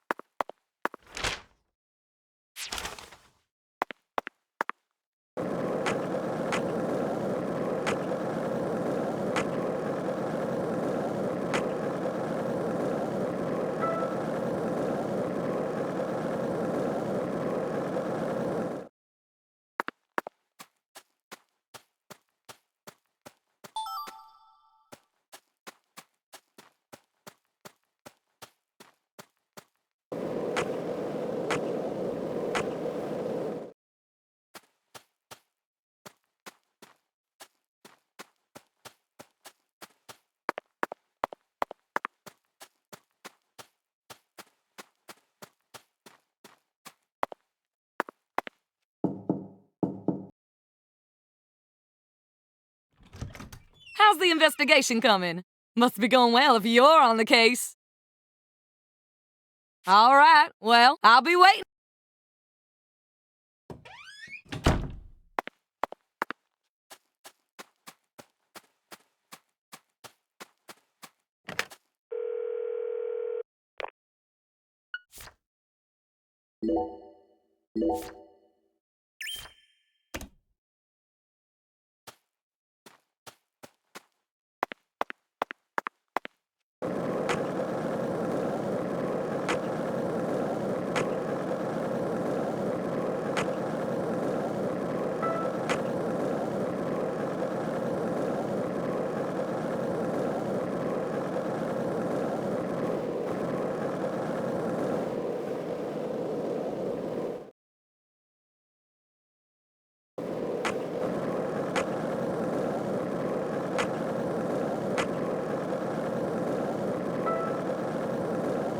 So, what do you think of him? Yes, I'm talking about him. Ungan. Is the skeletal gentleman friend or foe? Or does he merely exist outside the realms of either? Still too early to tell. But it's clear that he'll be the key to uncovering this case's mysteries. That's what my soul tells me. By the way, Zach, Ungan feels very familiar to me. You might even say he reminds me of someone.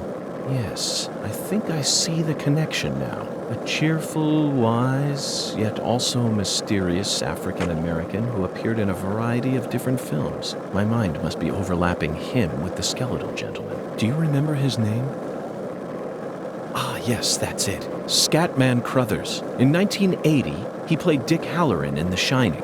And in 1983, he was in The Twilight Zone. He played the man who invited all those elderly folks into a strange new world. I knew it, Zach. There's definitely a connection here, but he's a bit too old. Scatman's more of a sage character. Our skeletal gentleman is a little younger, isn't he? Yes. They have different body types, but what about Forrest Whitaker? He made his debut in 1982 in Fast Times at Ridgemont High. Then he was in Platoon and The Color of Money, both released in 1986, followed by Good Morning Vietnam in 1987. Oh, and he was in Bird in 1988.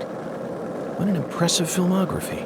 Across the 80s, he transformed his rough, young image into a more cheerful, wiser one. That's why the 80s can also be described as the decade that built up Forrest Whitaker's career. I firmly believe that he'll win an Academy Award for Best Actor someday. Yes, I'm sure it's right around the corner. He'll most likely wait until the time is ripe. Maybe around next year, then he'll unleash his best performance yet. Zach, I could go on about famous actors forever, but we have a case to solve here. Let's table this discussion for now.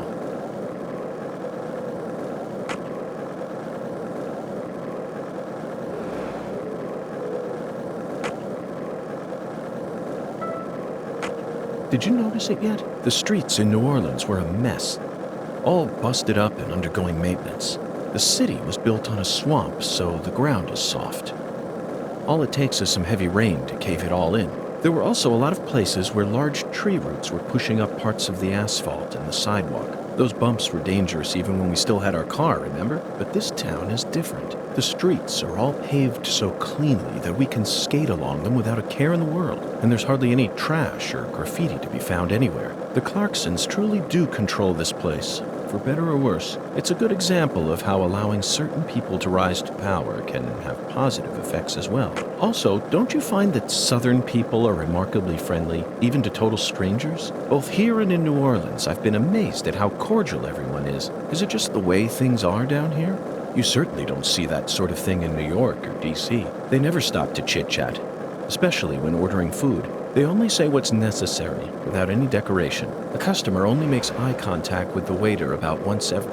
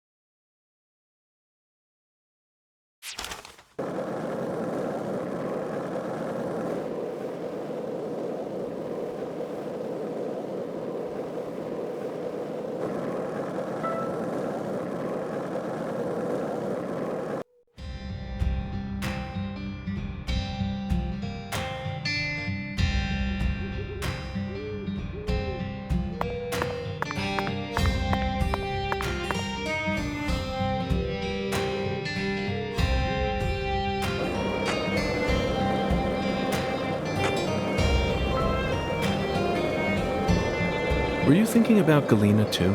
And all the other women we've seen so far on our travels across the states? Zach, I'm right, aren't I? This is a vast country. Incredibly vast. And it's mostly composed of mountains, deserts, and farmland, with small towns scattered about here and there. That's how America looks to me. Compared to the scale of this entire country, New York, Chicago, and LA are all microscopic. Sometimes they even feel like figments of my imagination. Think back to what Las Vegas looked like when we were driving up I-15. It was a mirage, but TV and movies dress up those mirages and broadcast them to people all around the world. Meanwhile, American women become fascinated by the gorgeous city lights and are drawn toward those illusions, the very same women who were chosen as prom queens in their small towns. In the end, all they find are ghosts. Once their eyes adjust to that blinding light, they realize there's nothing but vanity and lust surrounding them. They finally figure out that it was all in their heads. Then they quickly try to satisfy themselves with something else. Drugs. And drugs are the gateway to a whole pantheon of crime. Zach, remember what you told me once? The women who turn to crime aren't the evil ones. The drugs aren't evil either. They're nothing but chemicals. The ones who feed off those women and use them. They're the ones to hate. Let's go, Zach. We need to find the person who's hiding behind Galena and drag them out into the blazing southern sun.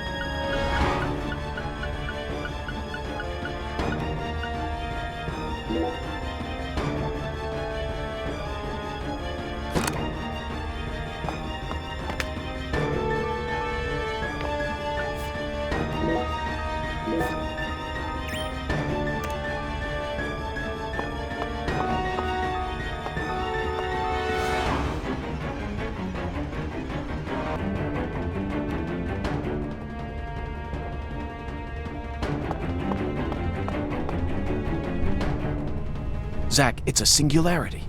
The oracle was right on the mark. The mouth to the other world is open, ready to swallow us alive. I think this case is finally starting to come together.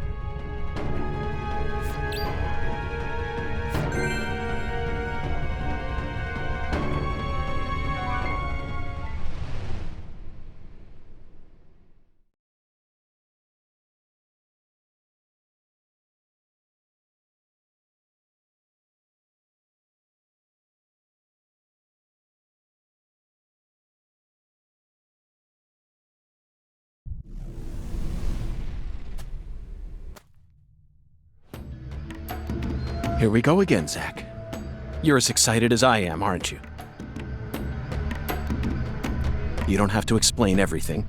No need for words right now. Not while this eccentric, provocative experience is begging us to come inside.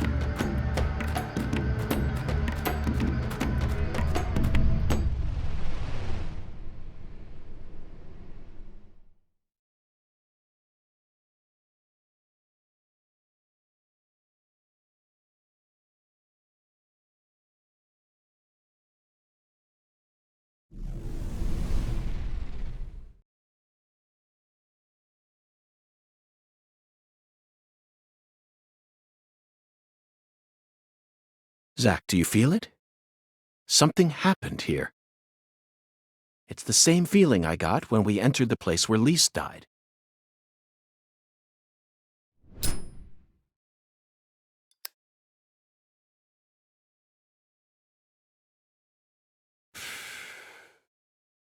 Professor R, Lena, came in here alone.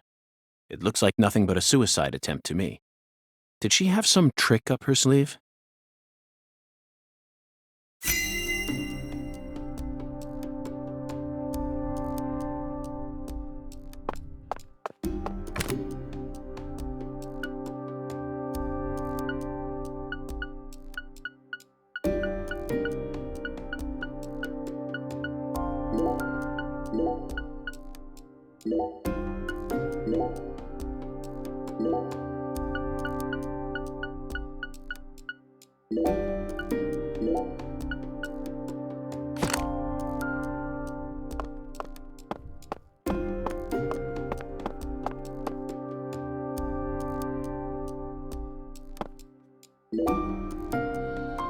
That face, Zach.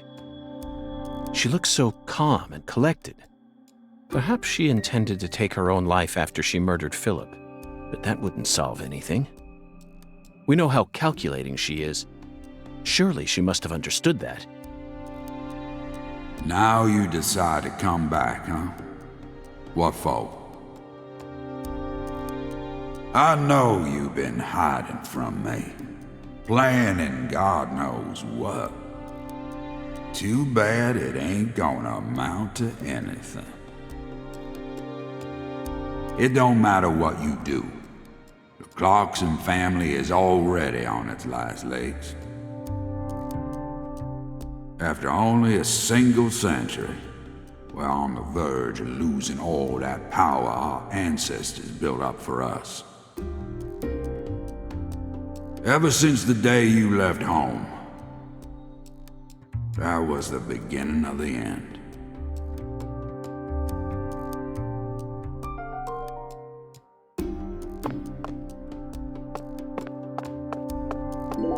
Zach, that's a miniature bomb. Lena must have set it here. Is this her trump card? It looks pretty elaborate. Another accolade for the professor. She also displayed expert precision when she used that fire to make my cocktail. Her wisdom gave birth to Sang Rouge.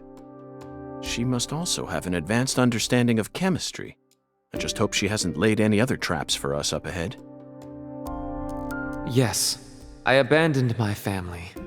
But that has nothing to do with the Clarksons' downfall. It's much more complicated than that. Oh, I agree. It's a hell of a lot more complicated.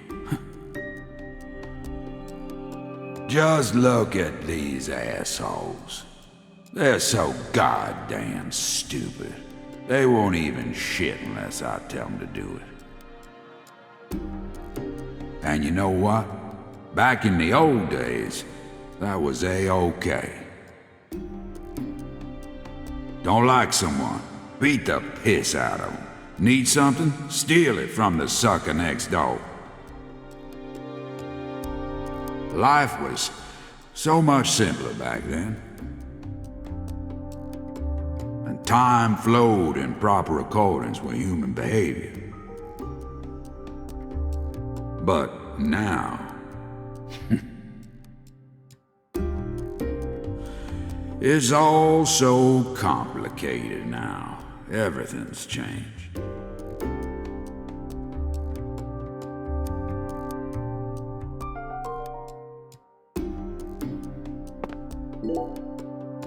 They certainly look a little rough around the edges.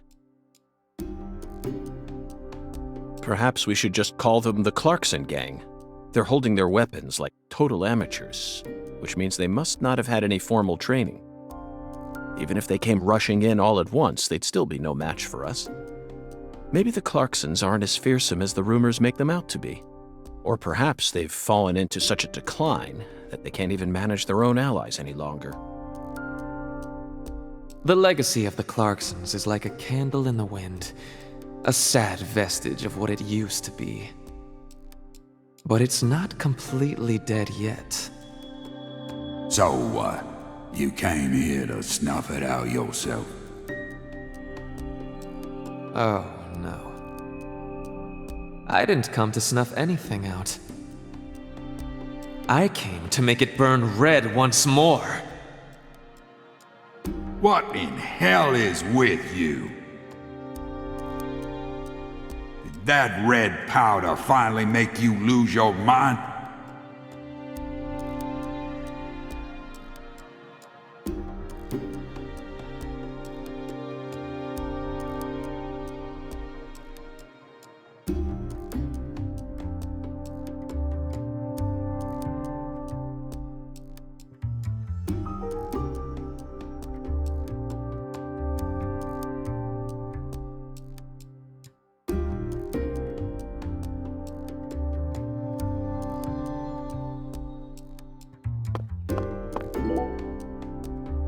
Philip J. Clarkson. The horrible father that Professor R spoke of. Of course, he looks perfectly calm. It's hard to believe that it's only my second time seeing him. He's an overwhelming man, Zach. Just like you said, times have changed. You've gotten old. Your power is waning. But I'm not going to let things end here. After you and all the old tumors die, the goddess will take control of Lucare, and all of Louisiana for that matter.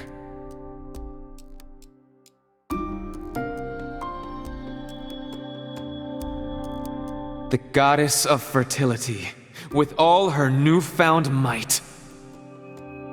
And who's that supposed to be? You? Ha! That's a good one. You know, you're just as dumb as everyone else. You never see things for how they really are. Oh, no. Here, go on. Take my life. You can have it. Do whatever you want with me. But don't you forget, that's Clarkson blood you got running through those veins. Oh, you took the long way to it. But it looks like you be inheriting our legacy after all. Just like I always wanted you to. Oh, I won't be inheriting anything. What? I'm not the goddess of fertility either. Well, then... But I'm still powerful.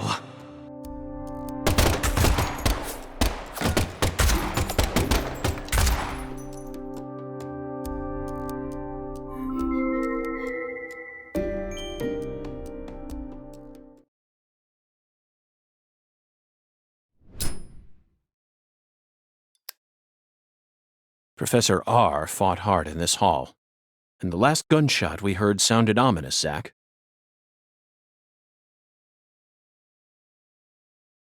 Everything she says seems to hint at some deeper meaning. The goddess of fertility taking over all of Louisiana with her newfound power? The details elude me, but she's clearly plotting something big. But if she dies here, she'll never be able to complete it. Why risk it then? Oh well. Let's continue on, Zach. I'm sure we'll find the answer once we reach the inner sanctum.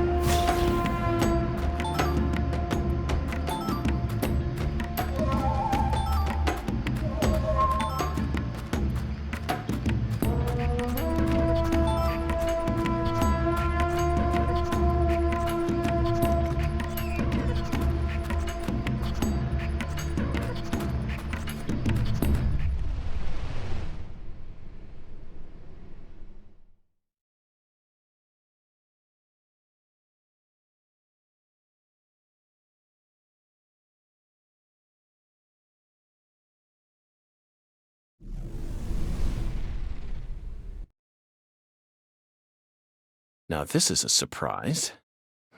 Zach. You're surprised. This is my house. And I can set foot wherever I please within my own house. Or is that against the law now too, FBI? Where's Professor R? I know she came here. 100 years ago, my father, Isaac Clarkson, came to this town and subjugated its people with his might. In time, he created an empire that put the entire southwest region of Louisiana right in the palm of his hand. Whenever any of his kin betrayed him, he'd cut 'em limb from limb and make an example of 'em. The shadows need a way of keeping the balance too, you see. That's why the severed roots exist. Sometimes they chop a fella's ears off, maybe scoop his eyes out. Then they chop off all the limbs. Either way, they all ended up looking the same in the end. No different from mixing up the ingredients in your food. But this is sick. Why would any soul ever need to line up the stumps all neat like this? What's happening in Lucari right now ain't right. It ain't nothing like what we got up to back in my day. You know, it kinda feels like what you call pure evil. I'll be real honest here. Right now, I'm afraid. The evil that's taking this era by the balls is trying to gobble up Lucari too. Francis York Morgan, you FBI son of a bitch. Just what in hell did you come to this town for? Well, I hate to rain on your sensational parade of a monologue, but my answer is simple. I came here chasing a drug called Sang Rouge that's been steadily permeating the southern states, and I plan to arrest all the perpetrators involved in the name of justice. Oh, you sure sound like a devil, all right. So be it. You're free to interpret my words any way you like. Well, interpret this. You've come here to bring death and destruction to our town, or my name isn't P.J. Clarkson. You leave a mountain of corpses in your wake. So go on and suffer, in the name of justice or whatever you want to call it.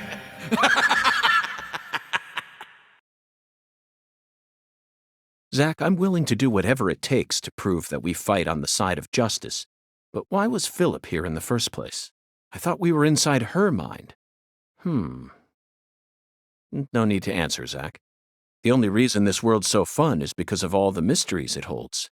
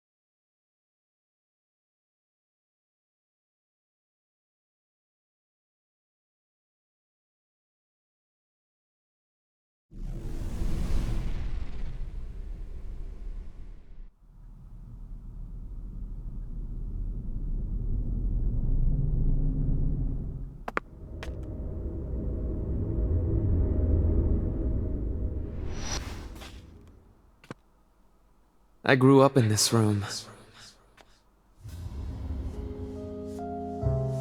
As my back broke under all my father's expectations. Your cocktail was delicious. So delicious, in fact, that it carried me off into a dream.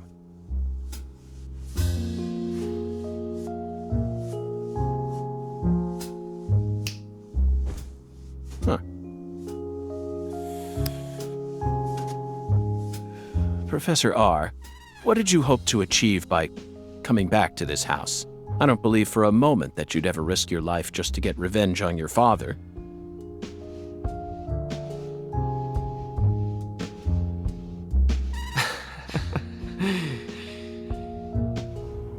Leonard Clarkson. That was my name when I lived here. Everyone called me Lenny. My father taught me all sorts of things so that I would grow up to become a proper heir. How to manipulate people. How to properly use tools such as violence and rewards. But I could never bring myself to care about any of it. You left this place in order to find your true self. But what did that achieve? In the end, you fell back into Lucare. And now you spend your time selling the new drug you created, preying on the weak. You and the Clarksons are exactly alike in that regard. No, you choose your victims indiscriminately, which makes you even uglier. Some people find joy in ruining themselves, offering up their lives to whatever they worship. This cycle has repeated itself since long ago. To me, it's the most noble of actions. Surely you must agree, Agent Morgan. Stop trying to rationalize your crimes with that dramatic gibberish. Vicissitudo, the Latin word used to describe a fluctuation between two polar opposites. Galina's body wasn't a declaration of war. It was this, wasn't it? Those severed roots were fakes. Who did you force to kill Galina? I can't believe you figured out that much. You're dangerous. What you're talking about is true madness, not some noble fairy tale. You're going to shoot me. Okay. Go ahead and shoot. Come on! Shoot me! The Clarkson bloodline is cursed. It needs purification. A blood purge!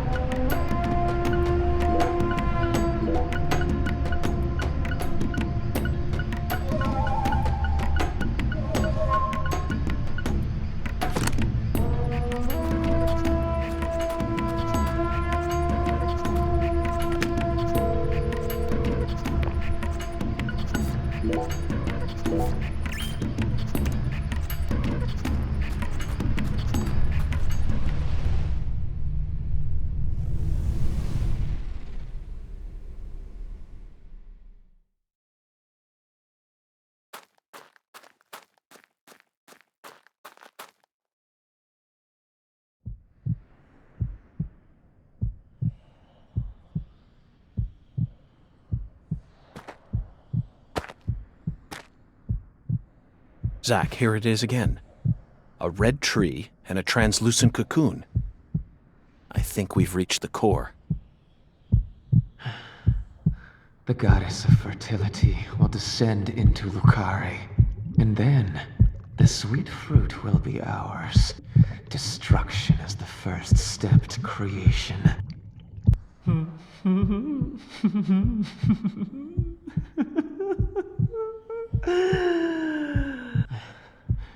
Lisa's death sent everything into motion.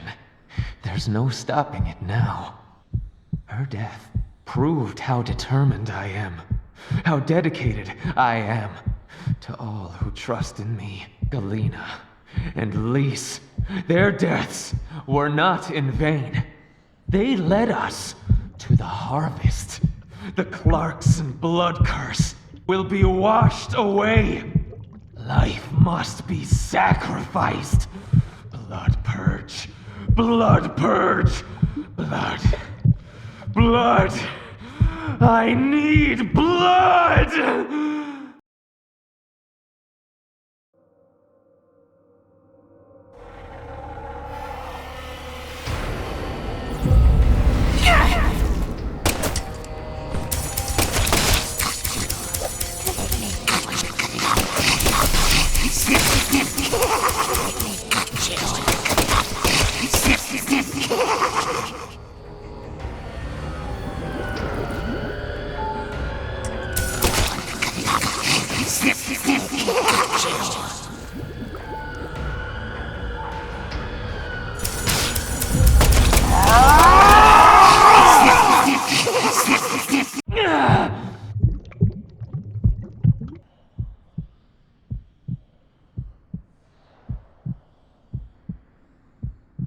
Galena and Lise, they're both dead.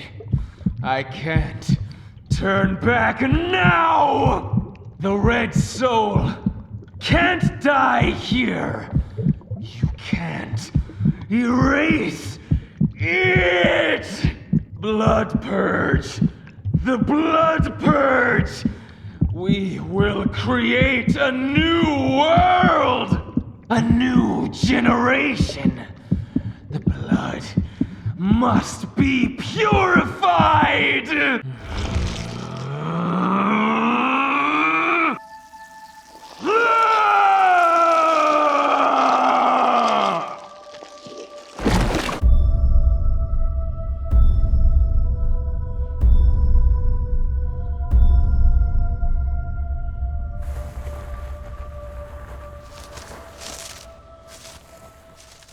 That's the true self you worked so hard to find. I'm sorry, Lena.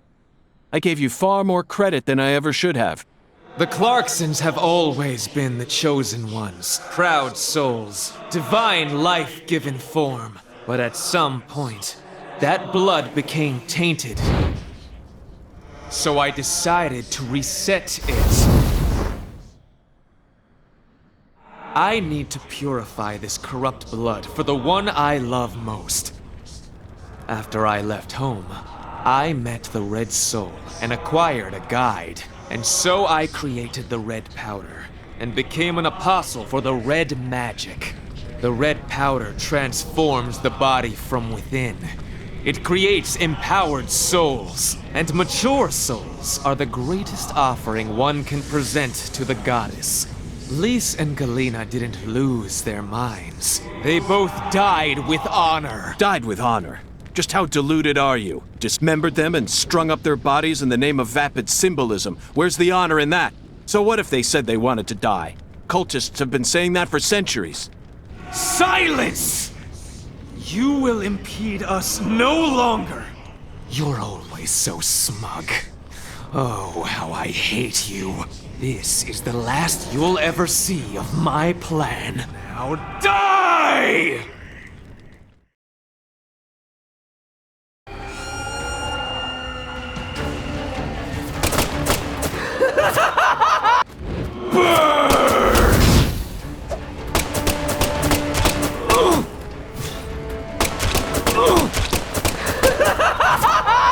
This is true immolation!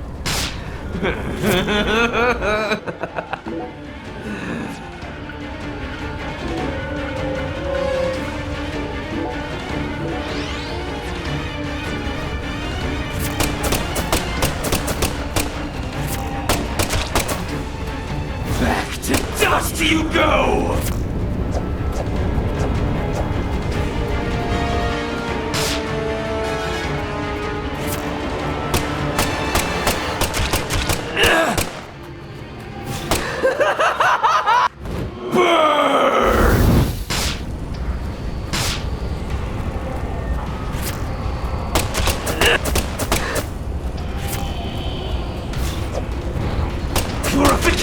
No one can stop my plan.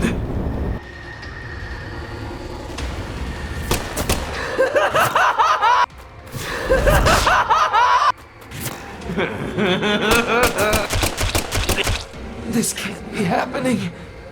I'm supposed to be invincible.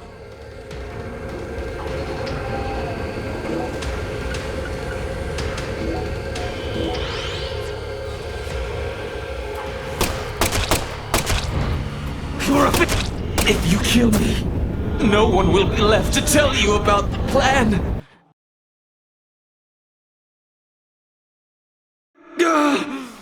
No. How could I lose? But it's too late. No one can stop my plan. Now, not even me. Red Tree!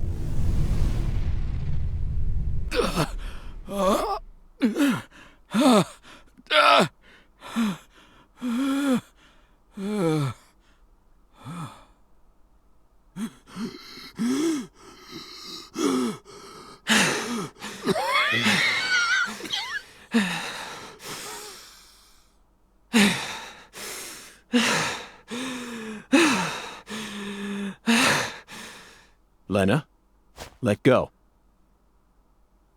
I'm going to count to 3.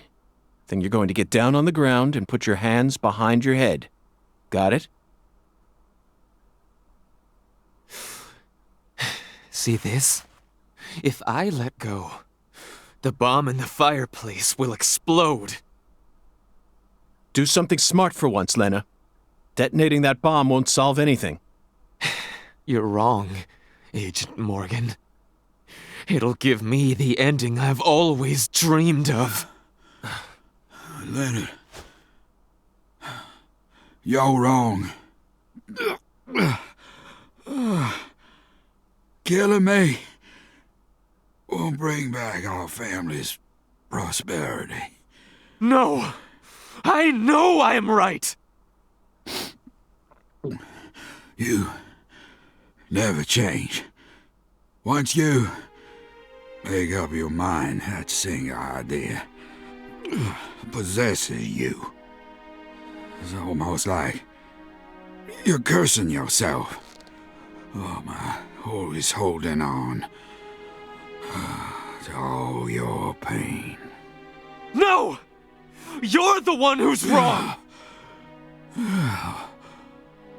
When you first told me about the disparity between your mind and your body, I didn't know how to love you. Stop it! I don't want to hear this! But I always knew from the very start. Stop talking! There was something special inside you. I also know that you had any cause with your older sister. Your own flesh and blood. Shut up! I just didn't know how to treat you. I'm sorry. Forgive me. Stop. Please. I never, ever hated you. I always loved you. From the bottom of my... I said shut up. Don't, Lena! This is necessary. All of the corrupt blood must die. The Clarksons' blood must be purged. Then, the purity that's left behind can rebuild the Clarksons' legacy. Is that the goddess of fertility? Go and see her with your own eyes. You're an FBI special agent. Surely you can find her. No one can stop my plan now. Not even me. No, stop!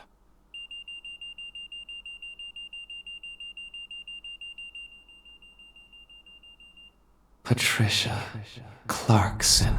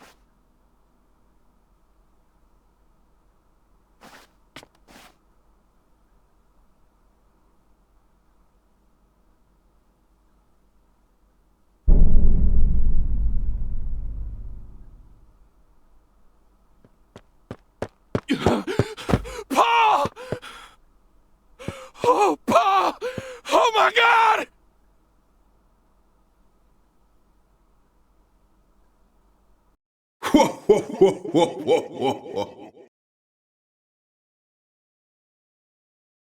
York? Can you hear me? What is it, Patty? Where's Melvin? Well, I don't know. He won't answer me, and he ain't at the sheriff's office either. What should I do? You think he got caught up in some kind of trouble? Oh,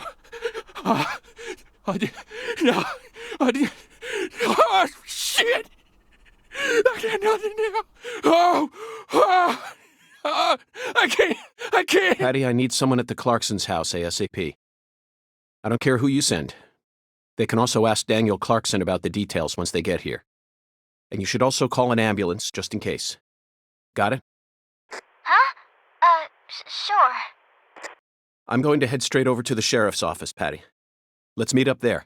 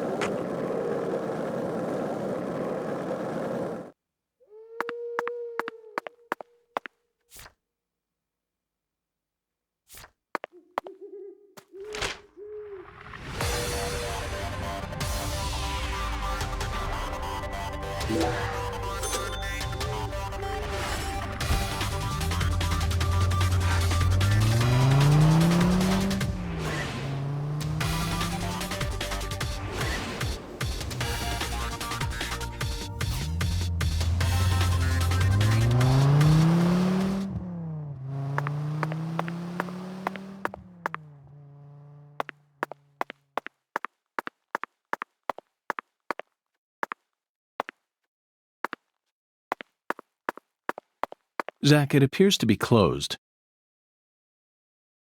Let's come back during business hours.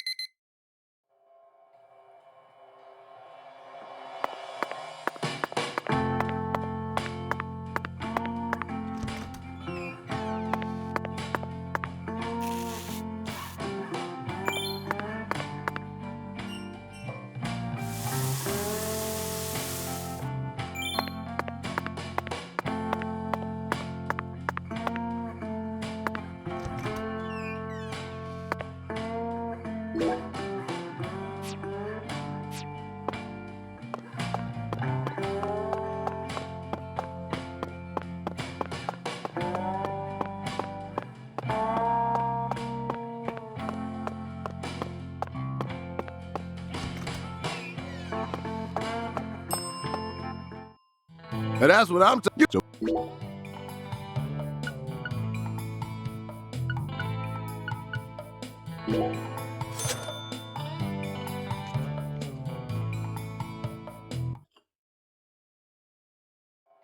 Thanks, miss.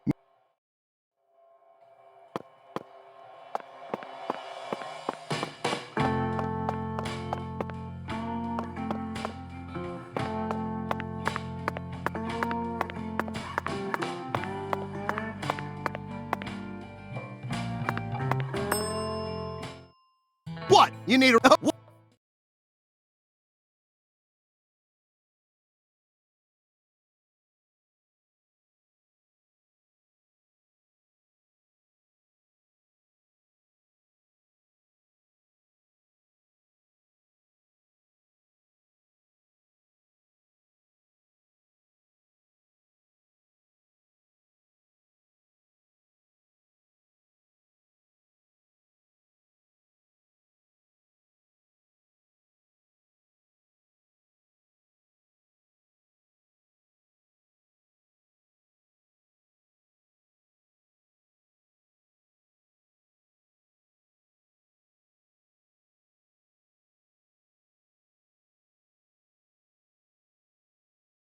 How's the investigation coming? Must be. That's what I'm talking about. Come on.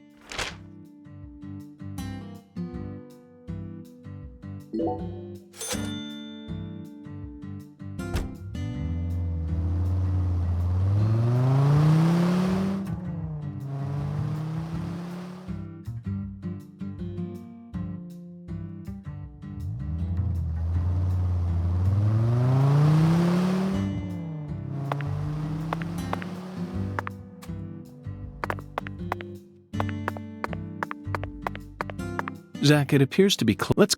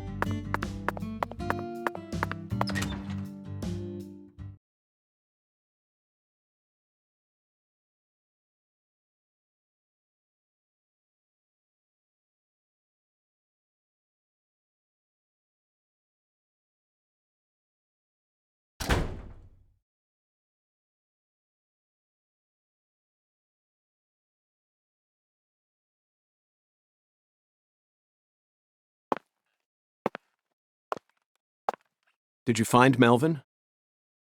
Nope, I can't find either of them. Either of them? Yeah. When I went home, it wasn't just my daddy who was missing. Mama was gone too. This never happened before.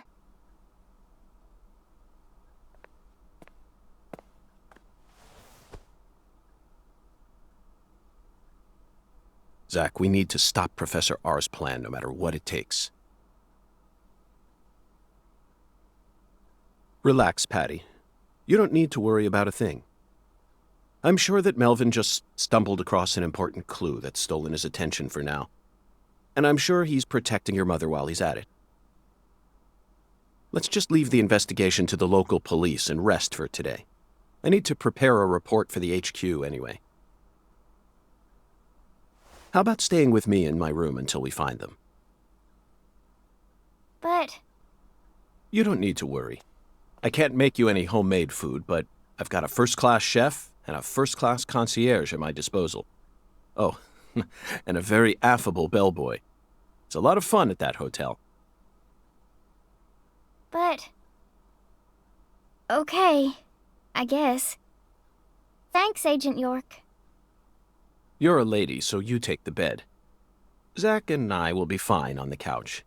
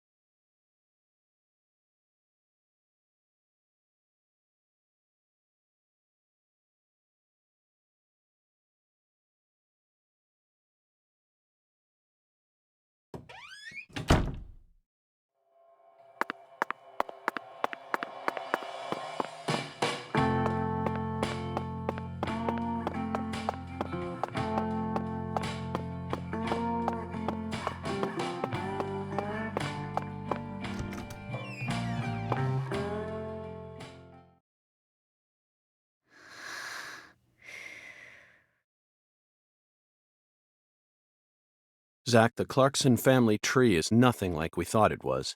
We need to reorganize everything we've uncovered so far. She was so tired she fell right to sleep. Hey, Zack. I'm in a very difficult spot right now. I feel like this case is heading in a direction that will be extremely unpleasant for her. I've never felt anything like this during any of our cases thus far.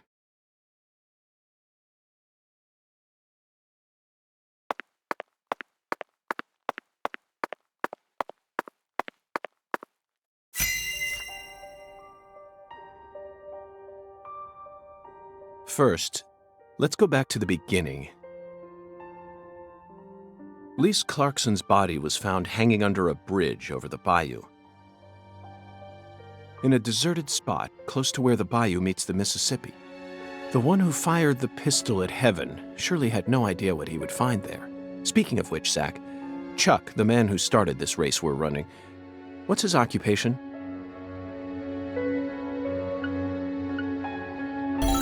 That's right. He's a crawfish farmer. And after chasing a poacher's boat that crossed over into his farmland, he went up the bayou and was fortunate enough to find Lisa's body. I doubt it was a very pleasant experience for him. But if not for his discovery, Lisa's body might have started rotting out there. He's a difficult person to be sure, but I don't think he's a bad guy. Chuck said something peculiar.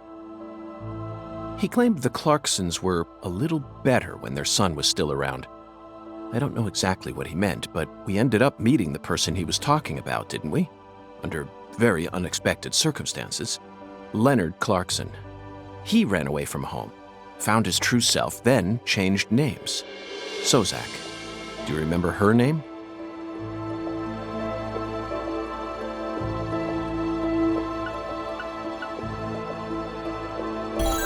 Helena Doman. The townspeople call her Lena. She was also known as Professor R while she plotted against the Clarksons. She's the mother of the new drug known as Sang Rouge. She must have also had a group of followers who worshipped her fanatically. I can see it now. Lena sprinkling down the red powder, corrupting every last pure and innocent girl in town. Lena mentioned her plan each time we met. She must have taken us for utter fools, Zach. She thought she was always one step ahead of us, and that we'd never see the full scope of her plan. Well, her plan isn't complete yet, and I know we can still stop it. That's why we need to learn all we can about her. Her alias was Professor R, and she was well learned in the areas of medicine and fire dynamics. By the way, Zach, do you remember what weapon Lena used to murder PJ?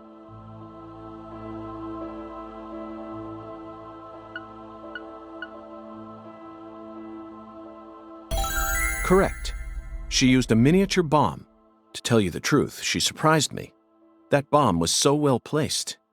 It left hardly any damage on the building itself, yet still did amazing work on them. Lena should have used that brain of hers for something more productive than that saga of revenge.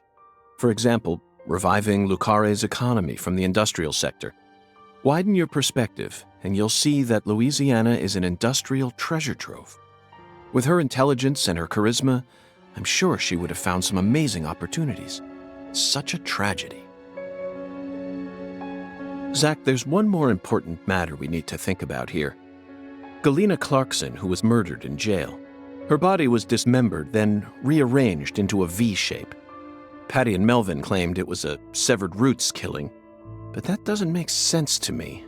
And PJ Clarkson disapproved of it when I met him in the other world. He saw Galena's parts lined up and was overcome by an inexplicable fear.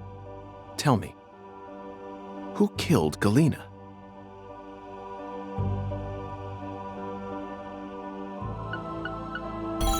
Unfortunately, we don't have the answer to this one yet. And it's too big a problem to solve with mere speculation. The answer to this question may lead to a major turning point for this case, and the final turning point for this story. You know it's true, Zach. I only hope it doesn't push us down an avenue we didn't plan on exploring.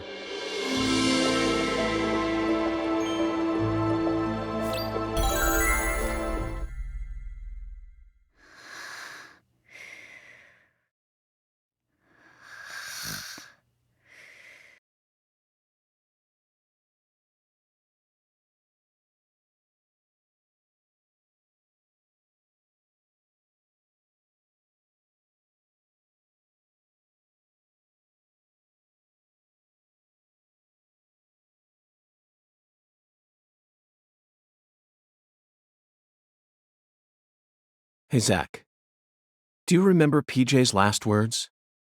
Lena had intercourse with her older sister. Her own flesh and blood. This means there's still one more person out there who inherited PJ's blood.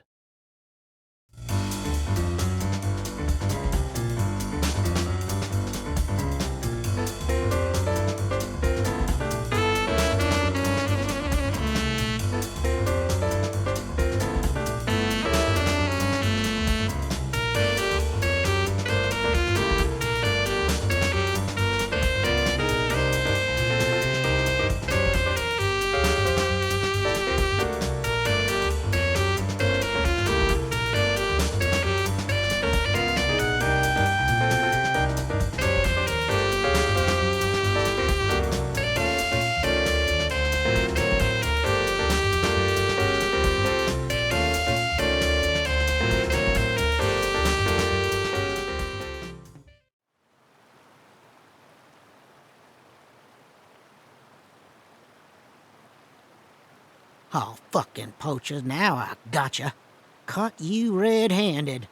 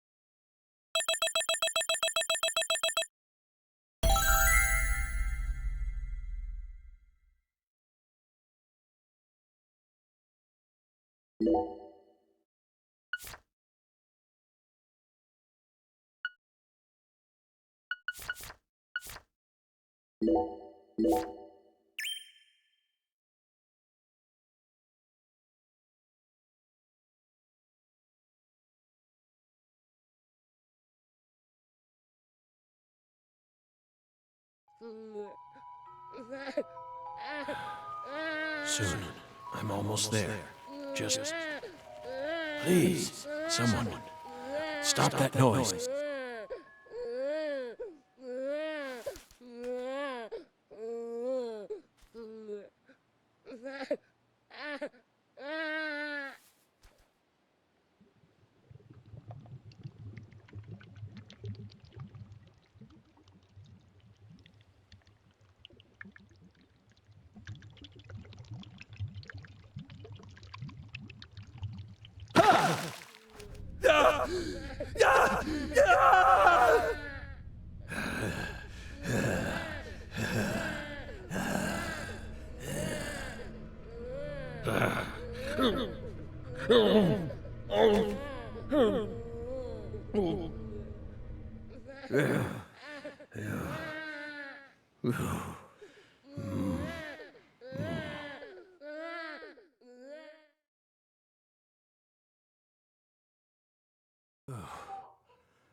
Oh. Oh. Oh.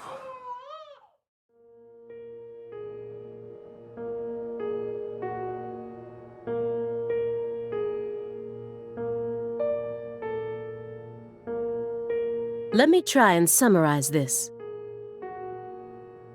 Helena Doman was the mastermind behind the entire incident. But Helena Doman was actually P.J. Clarkson's son, who had severed ties with the family. Helena was also known as Professor R, the mother brain behind the drug known as Sang Rouge. That's right. She was responsible for everything? Not everything, but most of it. Almost everything went according to her plan. But if you'd already figured out that much, why did you continue to stay in Le Carré? Because we had to. You had to. Whatever for? The goddess was still there. The goddess? The goddess of fertility. Lise Clarkson's body. Not her. She was as beautiful as a goddess, but she wasn't the goddess. She was just a tragic victim. Then who is the goddess of fertility? The person at the root of this case. Is it some kind of metaphor? For example, the vast wealth that the red powder yielded.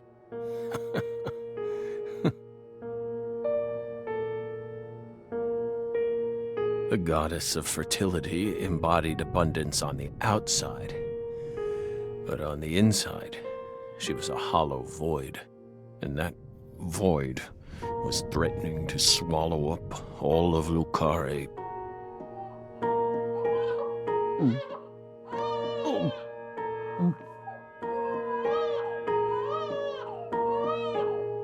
Shut up! Shut up! Shut up! Shut up!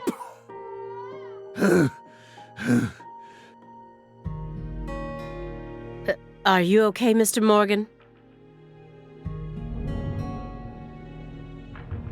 Morgan almost sounds like a prophet talking about the end of the world.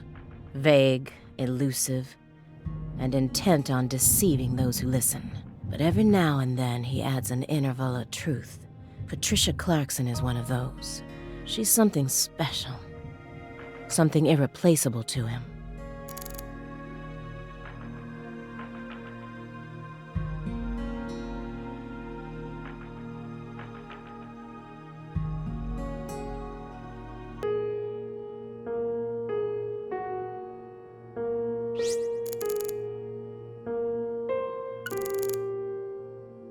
It looks like he burned something other than firewood in here. Did he destroy something when he figured out we were coming? Or maybe it's just a red herring meant to throw us off. I know how he operates.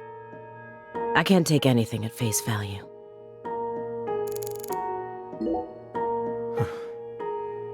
By the way, you're still searching for Patricia, yes? You don't need to worry about that. We're investigating. In fact, we've almost reached our goal. We just need to find some conclusive evidence. Oh, we sincerely hope that's the case. Hard to believe, though. After all, so far you've just been barking up the wrong tree. Barking up the wrong tree. That's right. You shouldn't be wasting time here. You should be out there, looking for her. Then I'll just ask you straight away. Do you know where she is? No, we don't. But we can feel her when we close our eyes and become one with the world. It's very faint, but we can see her. We can see Patricia. Are you trying to distract me again?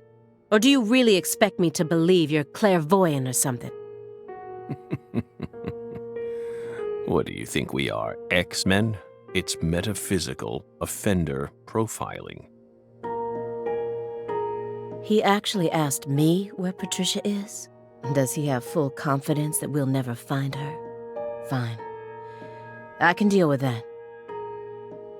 I'll just ask him everything I can about the Le Carré case.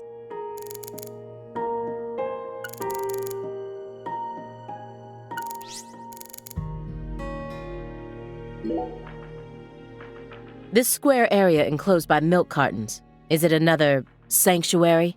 The more I look around, the more I feel like there's some sort of system to all this. The sanctuary on this table. The fireplace sanctuary. And the milk carton sanctuary. They all lead into the room back there. And there's one more by the window, and yet another by my feet. Are they signs? Or is this all some sort of path? Hey, Belle. Is that a serious question? Of course it is. We're drying them out. We line the milk cartons up to dry them out, so we can turn them into Halloween decorations.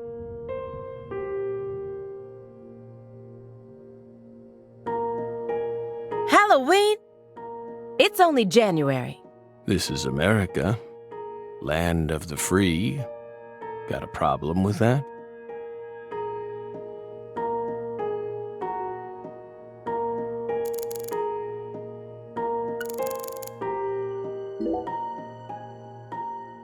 By the way,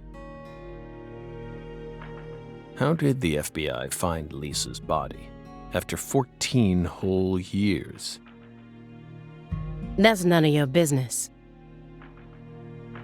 Are you saying they just happened to be investigating the Clarksons' cold storage warehouse by pure chance that there was some undercover terrorism plot afoot there?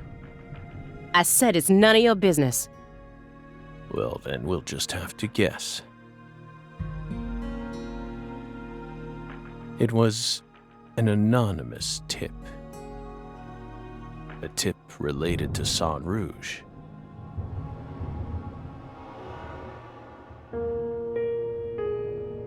Did we hit the nail on the head, Belle?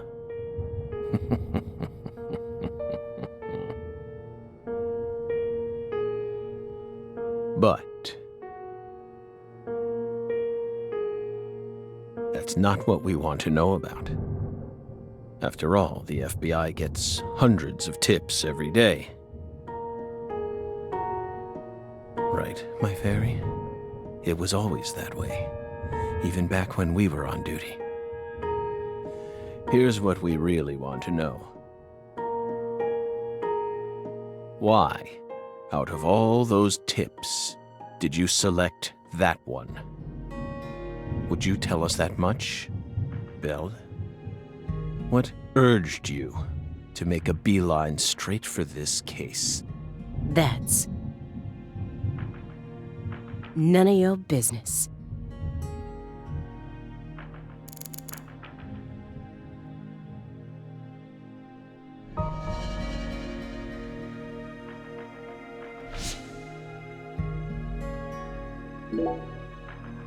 So you think Galena was murdered by Helena Doman, her own brother? No, not her. Galena was someone else.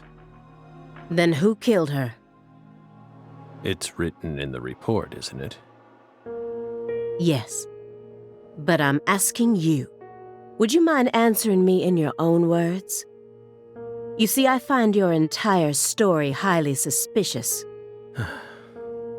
It's a complicated matter. Extremely complicated. Don't let him draw you into his game.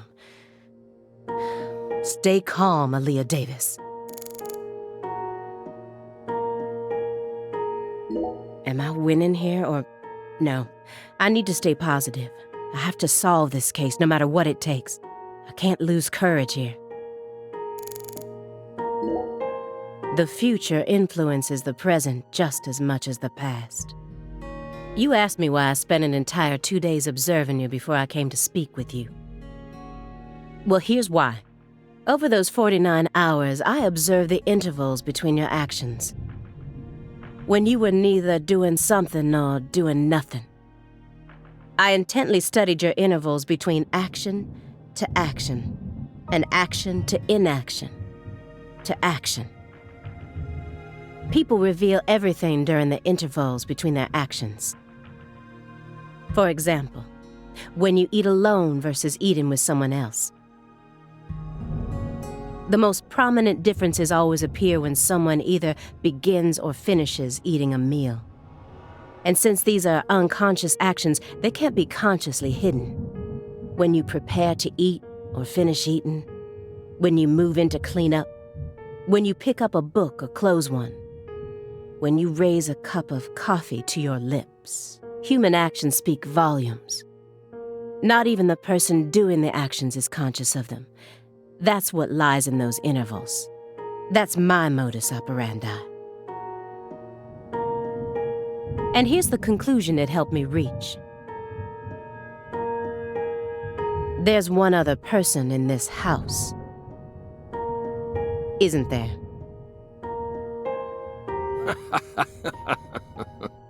You're incredible, Belle. You outdid all our expectations. Impressive, to say the least. You're right, Belle. But only half right. Half? You should still be proud, though. Honestly, we never thought you'd make it this far. You've got real talent.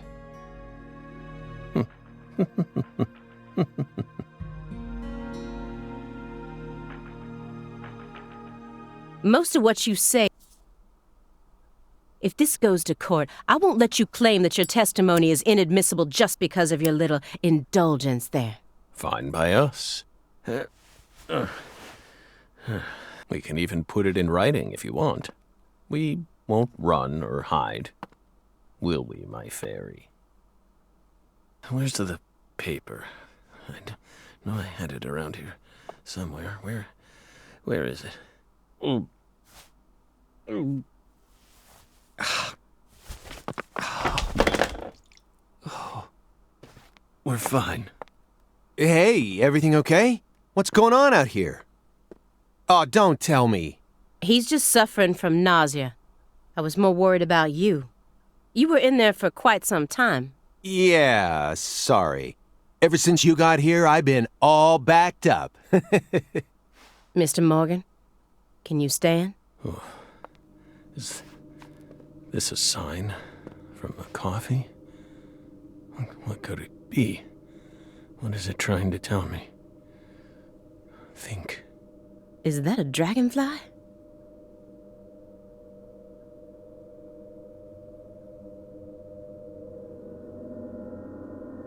Footsteps. Big footsteps. Footsteps. Big footsteps.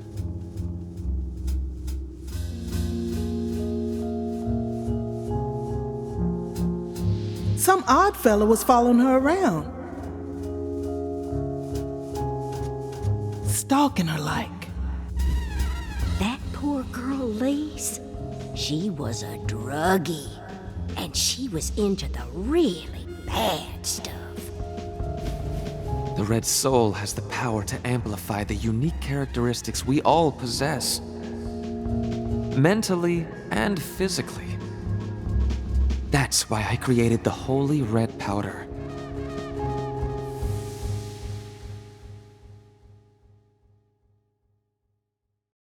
You okay? Hey.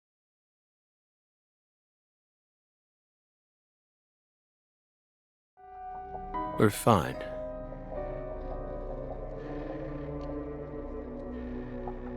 Just feeling a little tired.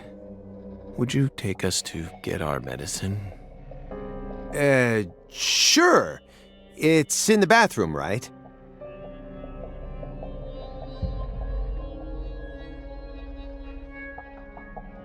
Whew. Seems like he's calmed down a little. We should let him rest for a while. One more step and I could have cornered Morgan. But so be it. I can still keep investigating even if the owner of this chair isn't present. Simon Jones, what a piece of work. How can anyone have such bad timing?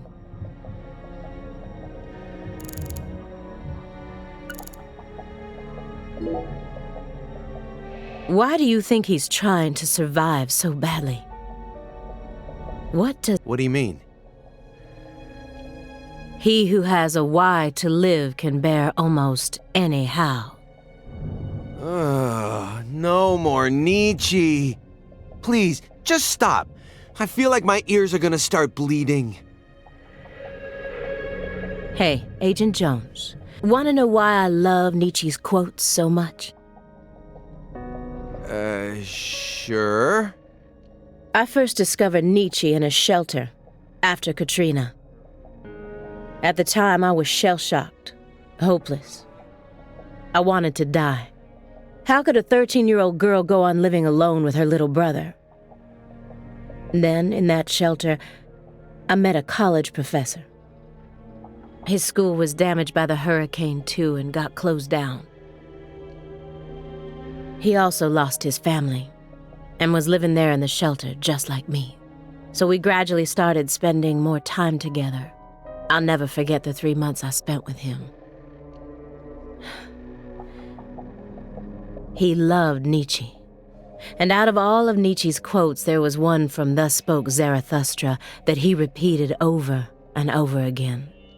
Better know nothing than half know many things.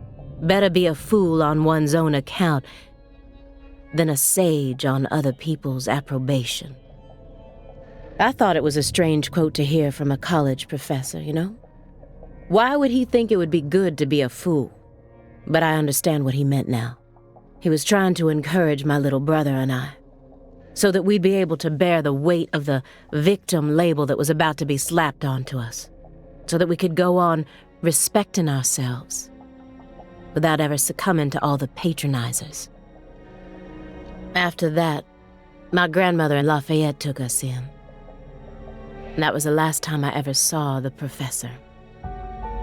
But whenever I quote Nietzsche, my memories of him come flowing back into my mind. And they give me the power I need to keep pressing on. So I'm going to keep quoting Nietzsche, just to make sure I don't forget my roots. Oh, I see. Yeah, I think I get it now. Nietzsche is to you what pizza is to me. Sorry for giving you a hard time about it. You are free to go on quoting him whenever you want, of course. I won't say another word. Agent Jones.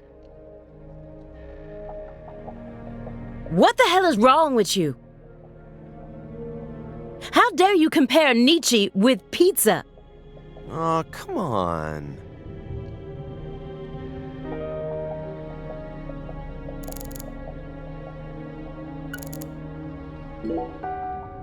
Shouldn't you look after him? I gave him his meds and let him rest. Let him rest where? In the bathtub. It happened to have a blanket and a pillow in it. What? But why? I don't know. Maybe he sleeps in the tub. I feel like I saw that once in some vampire movie. I don't know what you're talking about. More importantly, how long has he been like that?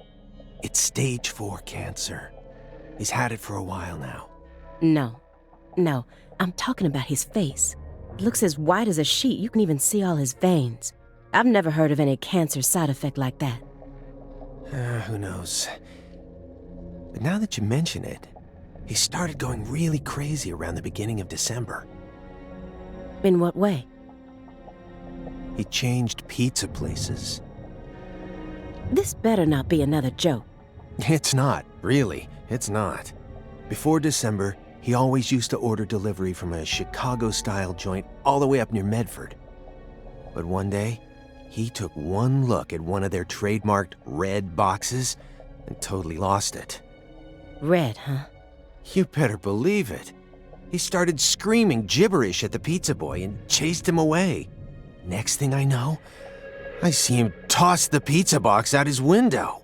Do you think that's when his fear of red began surfacing more prominently? Beats me. I mean, there isn't a better Chicago-style pizza place that delivers around this area. How could someone give up on that just because they don't like the box? I don't get it. Were you serious for even a fraction of that story?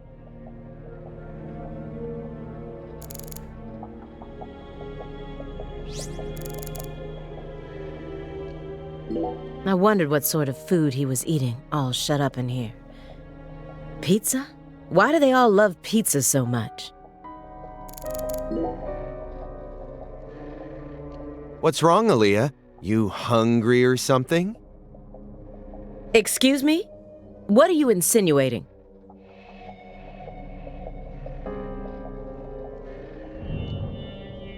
Well, you're staring right at an empty pizza box.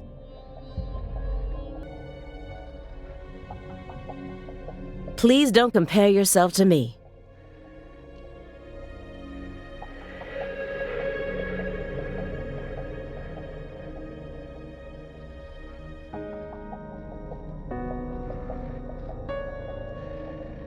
Besides, I have a refined palate. Hey, that was uncalled for. Pizza is a sacred food, remember? You don't need to feel embarrassed for being unable to stop staring at it. It enthralls all who gaze upon it. That's the power of pizza. Stop, Agent Jones. I've had enough of this sacred pizza bit. I'm sick of you Chicagoans and your obsession with pizza. Pizza, pizza, pizza. 24 hours a day, that's all you ever talk about. What's next? You gonna launch into a tirade about how deep dish is the only proper way to make pizza? No, Aaliyah. You just don't get it, do you? As a Chicagoan, I'm proud of the deep dish pizza. But get this, I love New York-style pizza, too.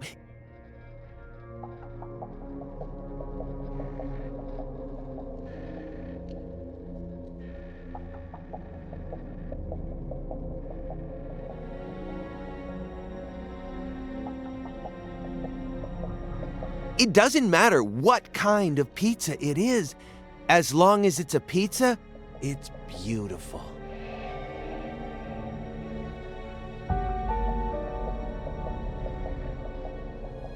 What? Still don't get it? Okay, here. I'm gonna put it in terms that I'm sure even you could understand. All pizzas are created equal. Eat your heart out, Nietzsche. Just forget I mentioned anything.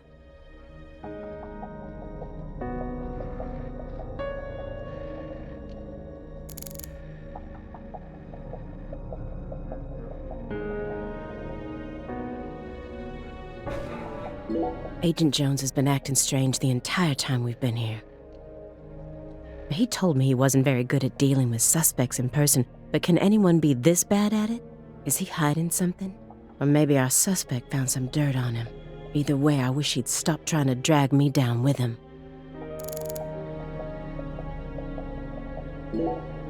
Let me get one thing straight. You started this investigation based on an anonymous tip, right? What kind of a tip was it? Phone or mail? What does that matter at this point? This may surprise you, but these kinds of details really eat me up inside. I always get hung up on the most insignificant of details, especially during the most vital times. For example, you know how people go to bed early the night before they have a big job? That's exactly the time where I start focusing on meaningless nonsense. When did I last clip my nails? How long is my milk good for?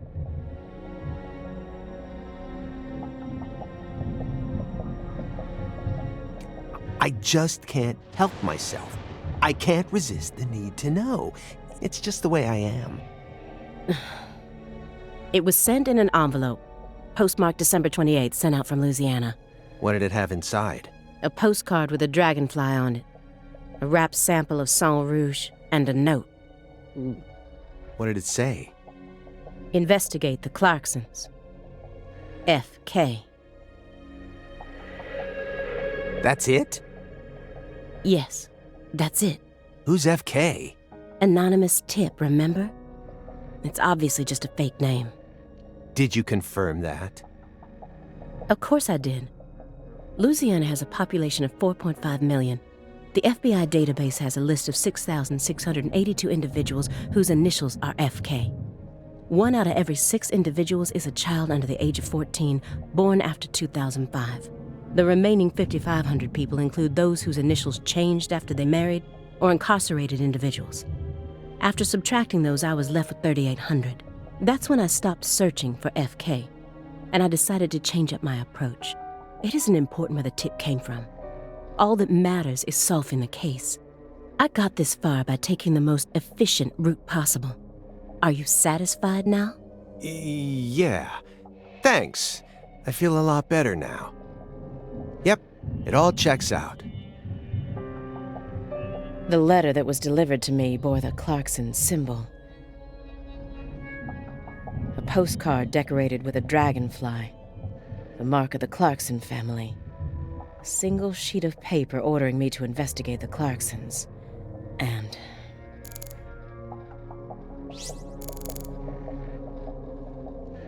so many records. I guess it doesn't matter what kind of person you are. Everyone loves some kind of music. That's one of the reasons why music is so powerful. But... who collects vinyl in an age like this when you can stream just about anything? True. Morgan's got refined taste. You really think so? Now, even I thought they were cool back when the vinyl revival first started. But now, every suburban mall has its own vinyl shop right next to the novelty store. At this point, it's become a solid component of modern snobism, which only makes them that much more uncool. People who know nothing about real music are buying them up just so they can decorate their walls with cute album art. How do you ever have time to enjoy anything when you're always so busy putting people down? Excuse me? You're like IBS. You keep flaring up at the worst times and there's no end in sight. And when you're alone with Morgan, it's just an all-out war zone. We're in the middle of a very important investigation right now. Don't you think we ought to take it seriously? To me, it just looks like you're putting yourself under a lot of stress for no good reason. Why can't you, show a little humanity once in a while? Does one need humanity in order to track down criminals? Yes, one does. Or at least I do. Well, I don't.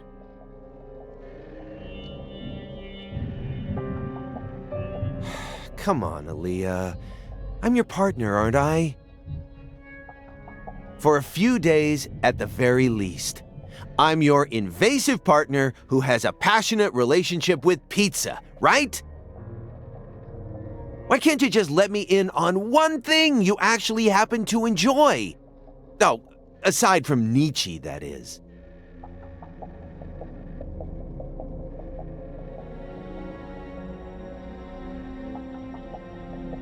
I'd really rather not. Why do you always have to be so withdrawn?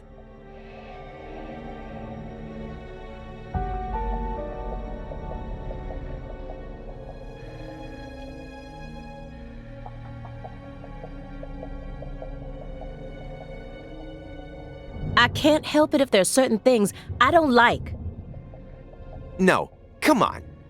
There's got to be some kind of music you enjoy. This is a good chance to teach me a bit about yourself. I said no. Do you like Justin Bieber? Too cute, not my type. Drake? I've only ever listened to the hooks. Well then, Ariana Grande, Katy Perry. Hell no, am I done now? Well then, what do you like?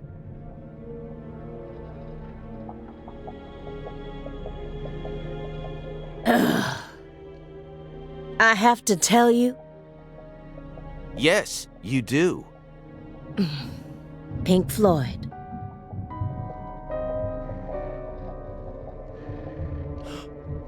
No way.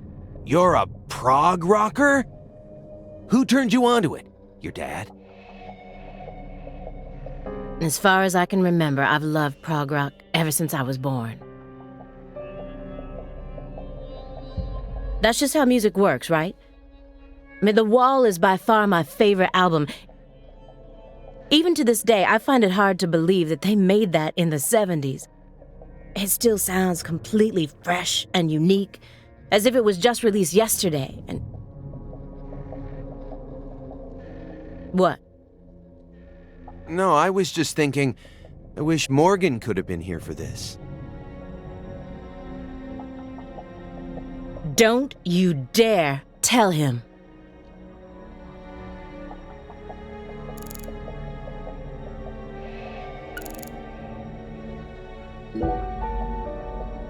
Oh, Aaliyah. Getting curious now, huh? Here, I'll find one of my favorites for you.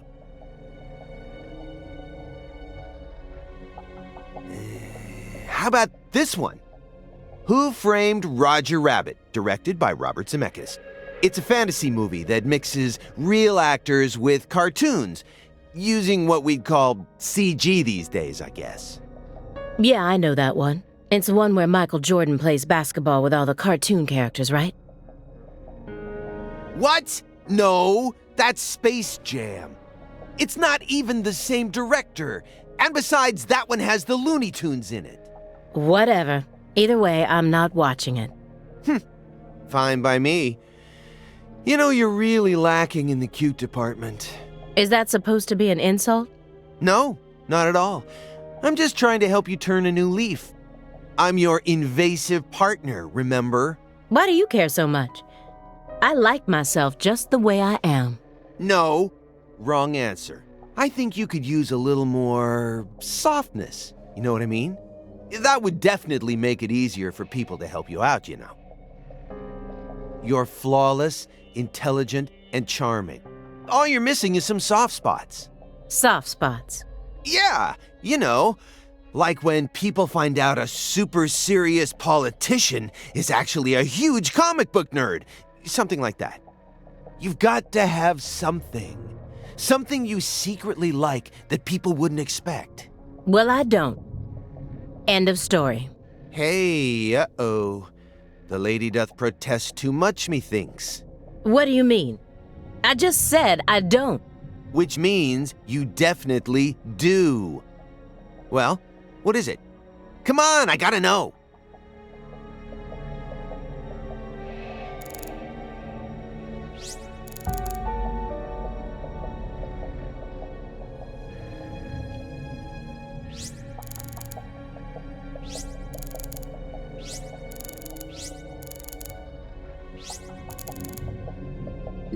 A soft spot? Ugh. He doesn't even understand the first thing about me.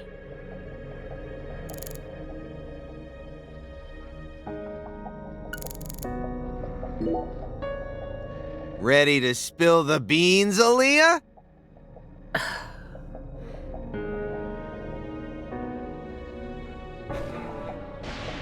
I'm afraid of thunder. Happy now? Katrina? All right, I'll stop. Good. Now let's get back to the investigation. No. Hold on. Now that I think about it, that doesn't really qualify as a soft spot. What I'm looking for is more, how should I say it? Adorable? You know, something that would make you blush. There's gotta be something.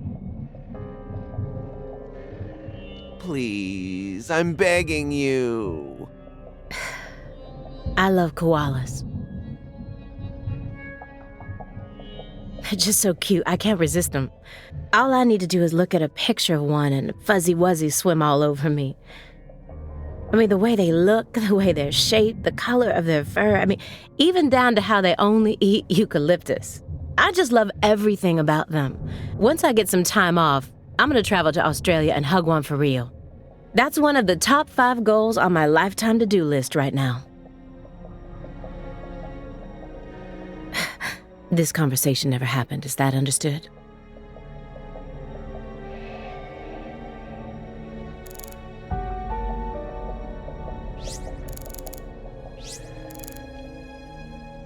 Professor R, the mother of this evil powder, is dead and gone. So then why are her demon seeds still being passed down? This drug has already taken so many lives and more are bound to follow. It has to be stopped. So, why did you decide to take this case? Because it's my job. Really? I don't buy it. Why not? You aren't just following orders here. You've got way too much emotion invested in this. Some kind of special emotion. There's no use trying to hide it. Despite how I may look, data analysis is my forte. I know how to see through lies. I don't mean to be nosy, but would it kill you to confide in me a little? I didn't manage to live this long simply because I'm fiendishly handsome. And besides, we're going to be tiptoeing across a thin line of legality with the rest of this case, so I'd prefer to have some probable cause. That way, at least I can back you up when you need me to. There exists in the world a single path along which no one can go except you. Whither does it lead? Do not ask, go along it. You're pulling out Nietzsche at a time like this? Come on. I have a little brother. After overdosing on a certain drug, he was thrown into rehab. He's been clean for 2 years now, but he still won't utter a single word. All day long, he's plagued by hallucinations. He can't tell if he's dead or alive. If this is reality or if it's all a dream. Sang Rouge. That's right. The doctor can't tell what's causing his condition, so they can't treat him. He just told me to prepare for the possibility that I may never get my brother back. This was his. I bought it for him after he graduated high school and found a job. He never got a single chance to wear it, though. Someday, I believe that he'll get better. And I'll get to see him put this on and head out to work. So you think that if we nab the person behind all this, we may figure out how to conquer the addiction? Right. You really think it'll be that easy? I don't know. But I can't just sit around and do nothing. He's the only family I have in the entire world. What about your parents? When I was only 13, Katrine leaving my 7-year-old brother and I behind. I'm sorry. It's fine. I've already dealt with my past. Now I'm just working as hard as I can to complete the duty I've been given. Yeah. Hey, Agent Jones. I just want to double-check one thing. You didn't find anything in the bathroom. Nope. Nothing in there. It must be the bedroom then. Just like I thought. Are you serious about this? Huh? Now you're having second thoughts? Well, not exactly. Then what? I understand how you feel. But he's got an incurable disease. And he used to be one of us. So? The truth he's given us so far could all be completely fabricated. He's a genius lone wolf agent who solved nothing but difficult cases during his years of active duty. That's what they told me at Quantico, at least. Over and over again.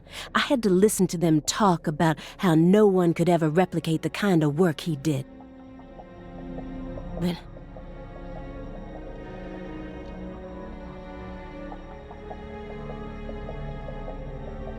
let's be real here. You saw his face, didn't you?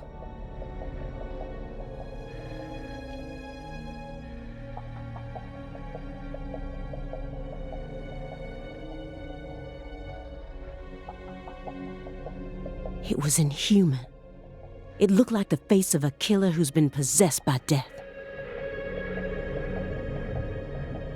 Patricia Clarkson is here, in the next room. Only a single wall away from us.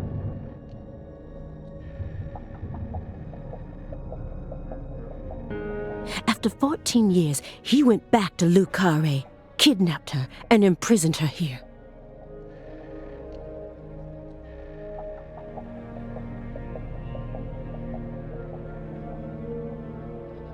He's trying to complete something big right now. Something that's deeply connected to Sang Rouge.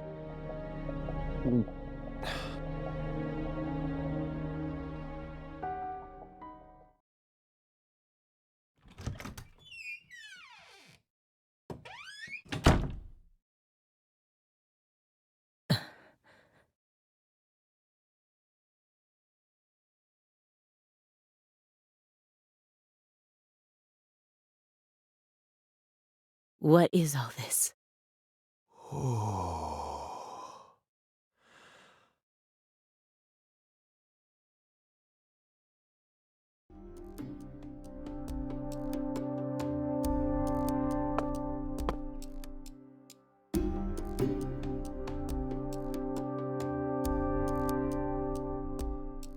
Pictures of people from Le Carré. And this wall is dedicated to Greenvale.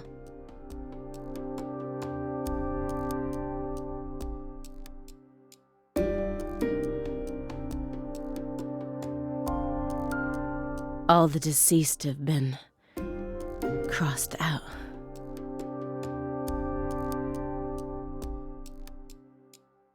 Sheriff Melvin Woods.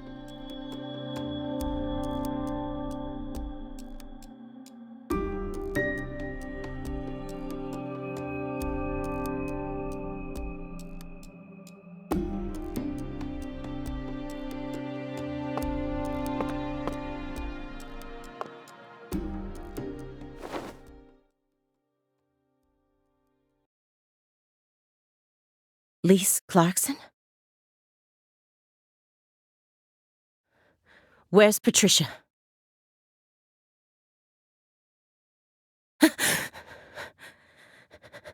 That's our altar. What are you doing?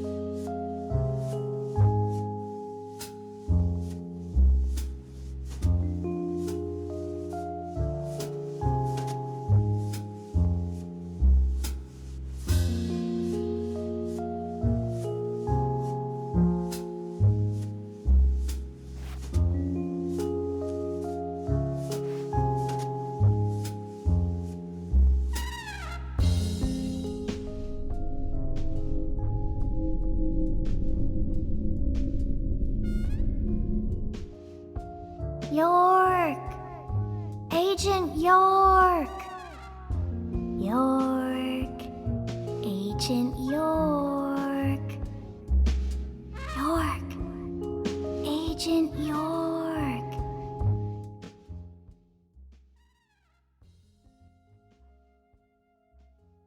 Hey! Agent York! Agent York? Hey! Hey, Agent York.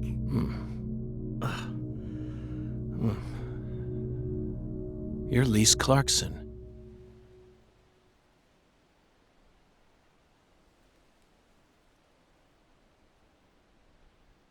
What's wrong? You're acting weird.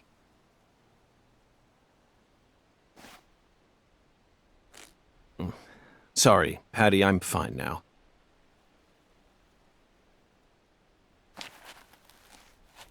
More importantly, do these red seeds come from some kind of plant that grows around this area?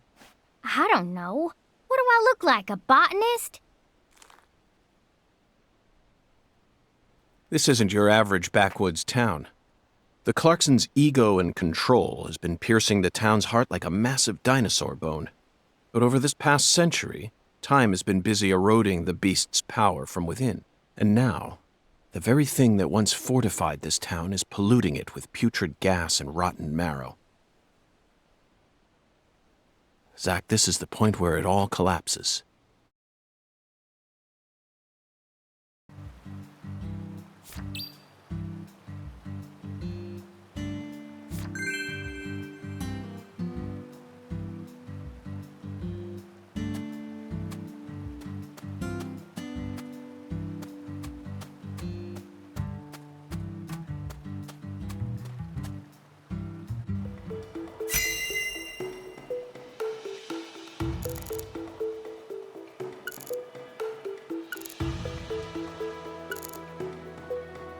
Zach, this is an ominous sign. Among all the different footprints here are a set made from engineer boots. Yes, I know. He probably only made them when he came to inspect the scene. I'm sure that Patty and I left our own set of prints here too. But how do you explain the set that's inside the yellow tape? There's a flat, evenly weighted stone here. I bet we could use this to score an amazing stone skipping record. Let's give it a try whenever we get some downtime. For now, we need to focus on this investigation, Zach.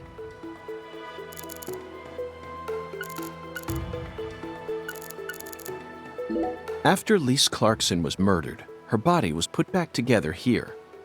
just like how Galena's body was dismembered, then rearranged within the holding cell. Lena Doman and PJ's bodies were also blown to pieces in the end. Perhaps that's the nature of the curse that's taken hold of the Clarksons. What do you think, Zach? Is there any significance to these similarities? This altar is covered in burn marks, but there's hardly any residue left. There's no way for me to tell what was burned here. I could send it home for analysis, but is that really necessary? It'll just end up giving Abrahams more busy work. More importantly, Zach, someone who knew how to manipulate fire was behind all this. In other words, these roots prove that Lena was here. And that's enough for me.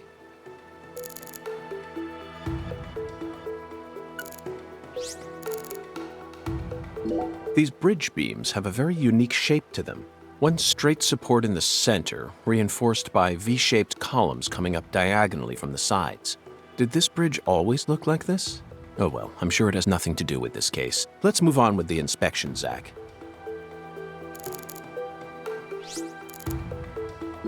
The growth is all missing from this particular section. It wasn't just cut away. She used fire to burn it out. Everything was planned so meticulously, as if she wanted to show this altar to someone. That's why Chuck ended up discovering it.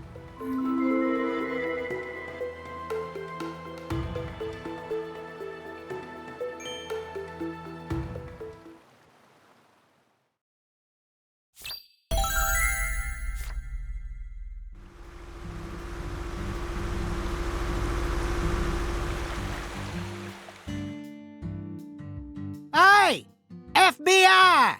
The hell you doing back here?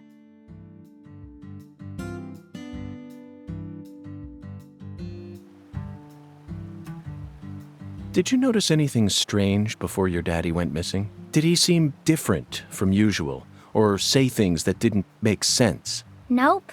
He was the same as always. We talked a lot. I reckon he was in a better mood than usual. Almost even too talkative. Zach, she's putting on a strong face, but it's clear that she's very worried. Let's try and cheer her up a bit. What's the best thing to say in times like these? You don't...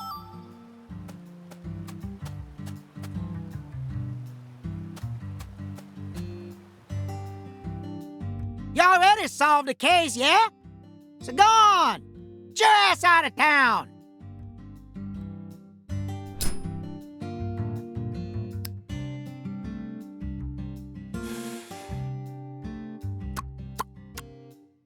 Shoot! Exactly how stupid are you, FBI? This is Luke Carre, remember? Every feller in town already knows that Professor Orr's the one behind all this shit. Hey, Chuck. Can you see the altar from there?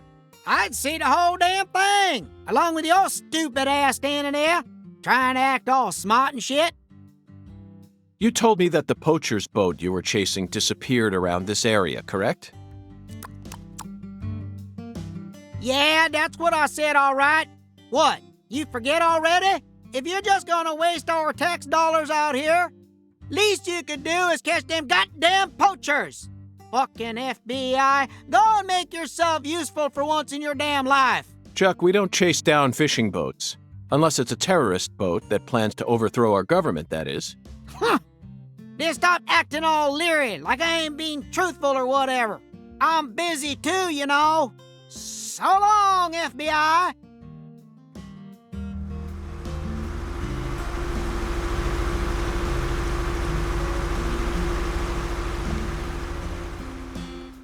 Zach, he just taught us what the true purpose of this altar is. It was built here so that the ritual could be watched from a boat in the bayou. What do you mean? They could have just walked out here. There's no reason why they had to watch it from a boat. The goddess of fertility, Patty.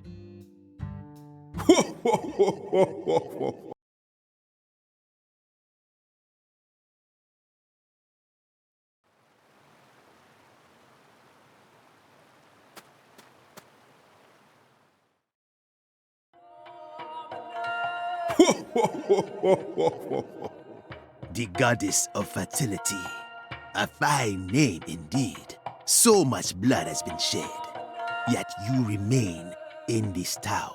Surely you know why. Of course I do, Hungan. My work here isn't finished yet. You know, I could really use one of your oracles right now. You're more fun than I thought. Here's the oracle you ask for. Listen with your heart. Speak to the 17 comrades who saw the birth of New Orleans. Feel the holy Allah. The giant lady's finger points down toward your goal, the entrance to the forbidden. Poetic and graceful as ever, Hungan.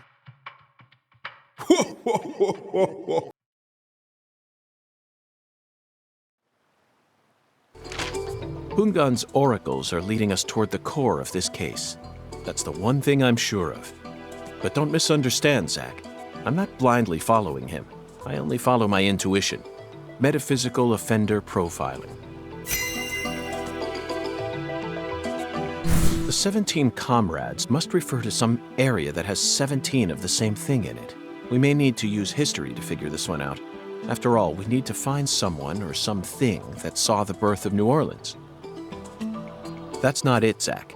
The 17 comrades must have survived for a shockingly long time. Remember, they were here to see the birth of New Orleans. We can't just round up every last old person in town. Somewhere, there are 17 comrades. That's it, Zach. The French established the colony of La Nouvelle-Orléans in 1718, just about 300 years ago. The only 17 comrades that would have been around back then are the 300-year-old oak trees along this road, a majestic road lined by oak trees. Come on, let's go ask these sages of Lucare for some help on our investigation.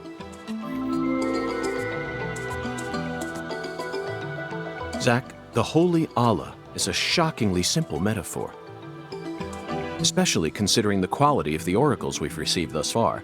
It seems as if Hungan's poetic muse is finally running dry. The great thing about us Americans is that we can recreate our homeland anywhere. We're happy to transport crunchy bacon across the deserts of Africa if we need to. That's what it means to be American, and this Holy Allah is just another example of that.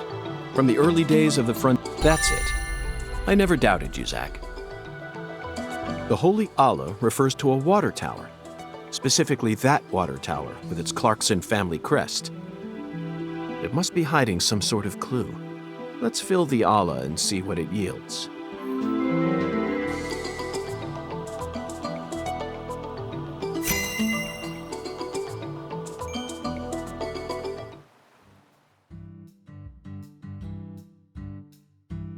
Zach, what do you think the giant lady's finger is? I'm at a loss. I never thought one of Hungan's childish riddles would force me to think so hard. But, oh well. I'm sure that as we deal with the rest of the oracle, it'll reveal itself to us. What? Is there something on my face? Listen carefully, Patricia. As my skilled assistant, I trust you a great deal, so I want you to answer me honestly. Answer what? Do you have any idea where Melvin might have gone? No. He didn't seem to be acting or talking differently than usual? No. I don't think so. Okay, I believe your words. Zach, we have a lot of work to do. It feels like we're finally approaching the climax here.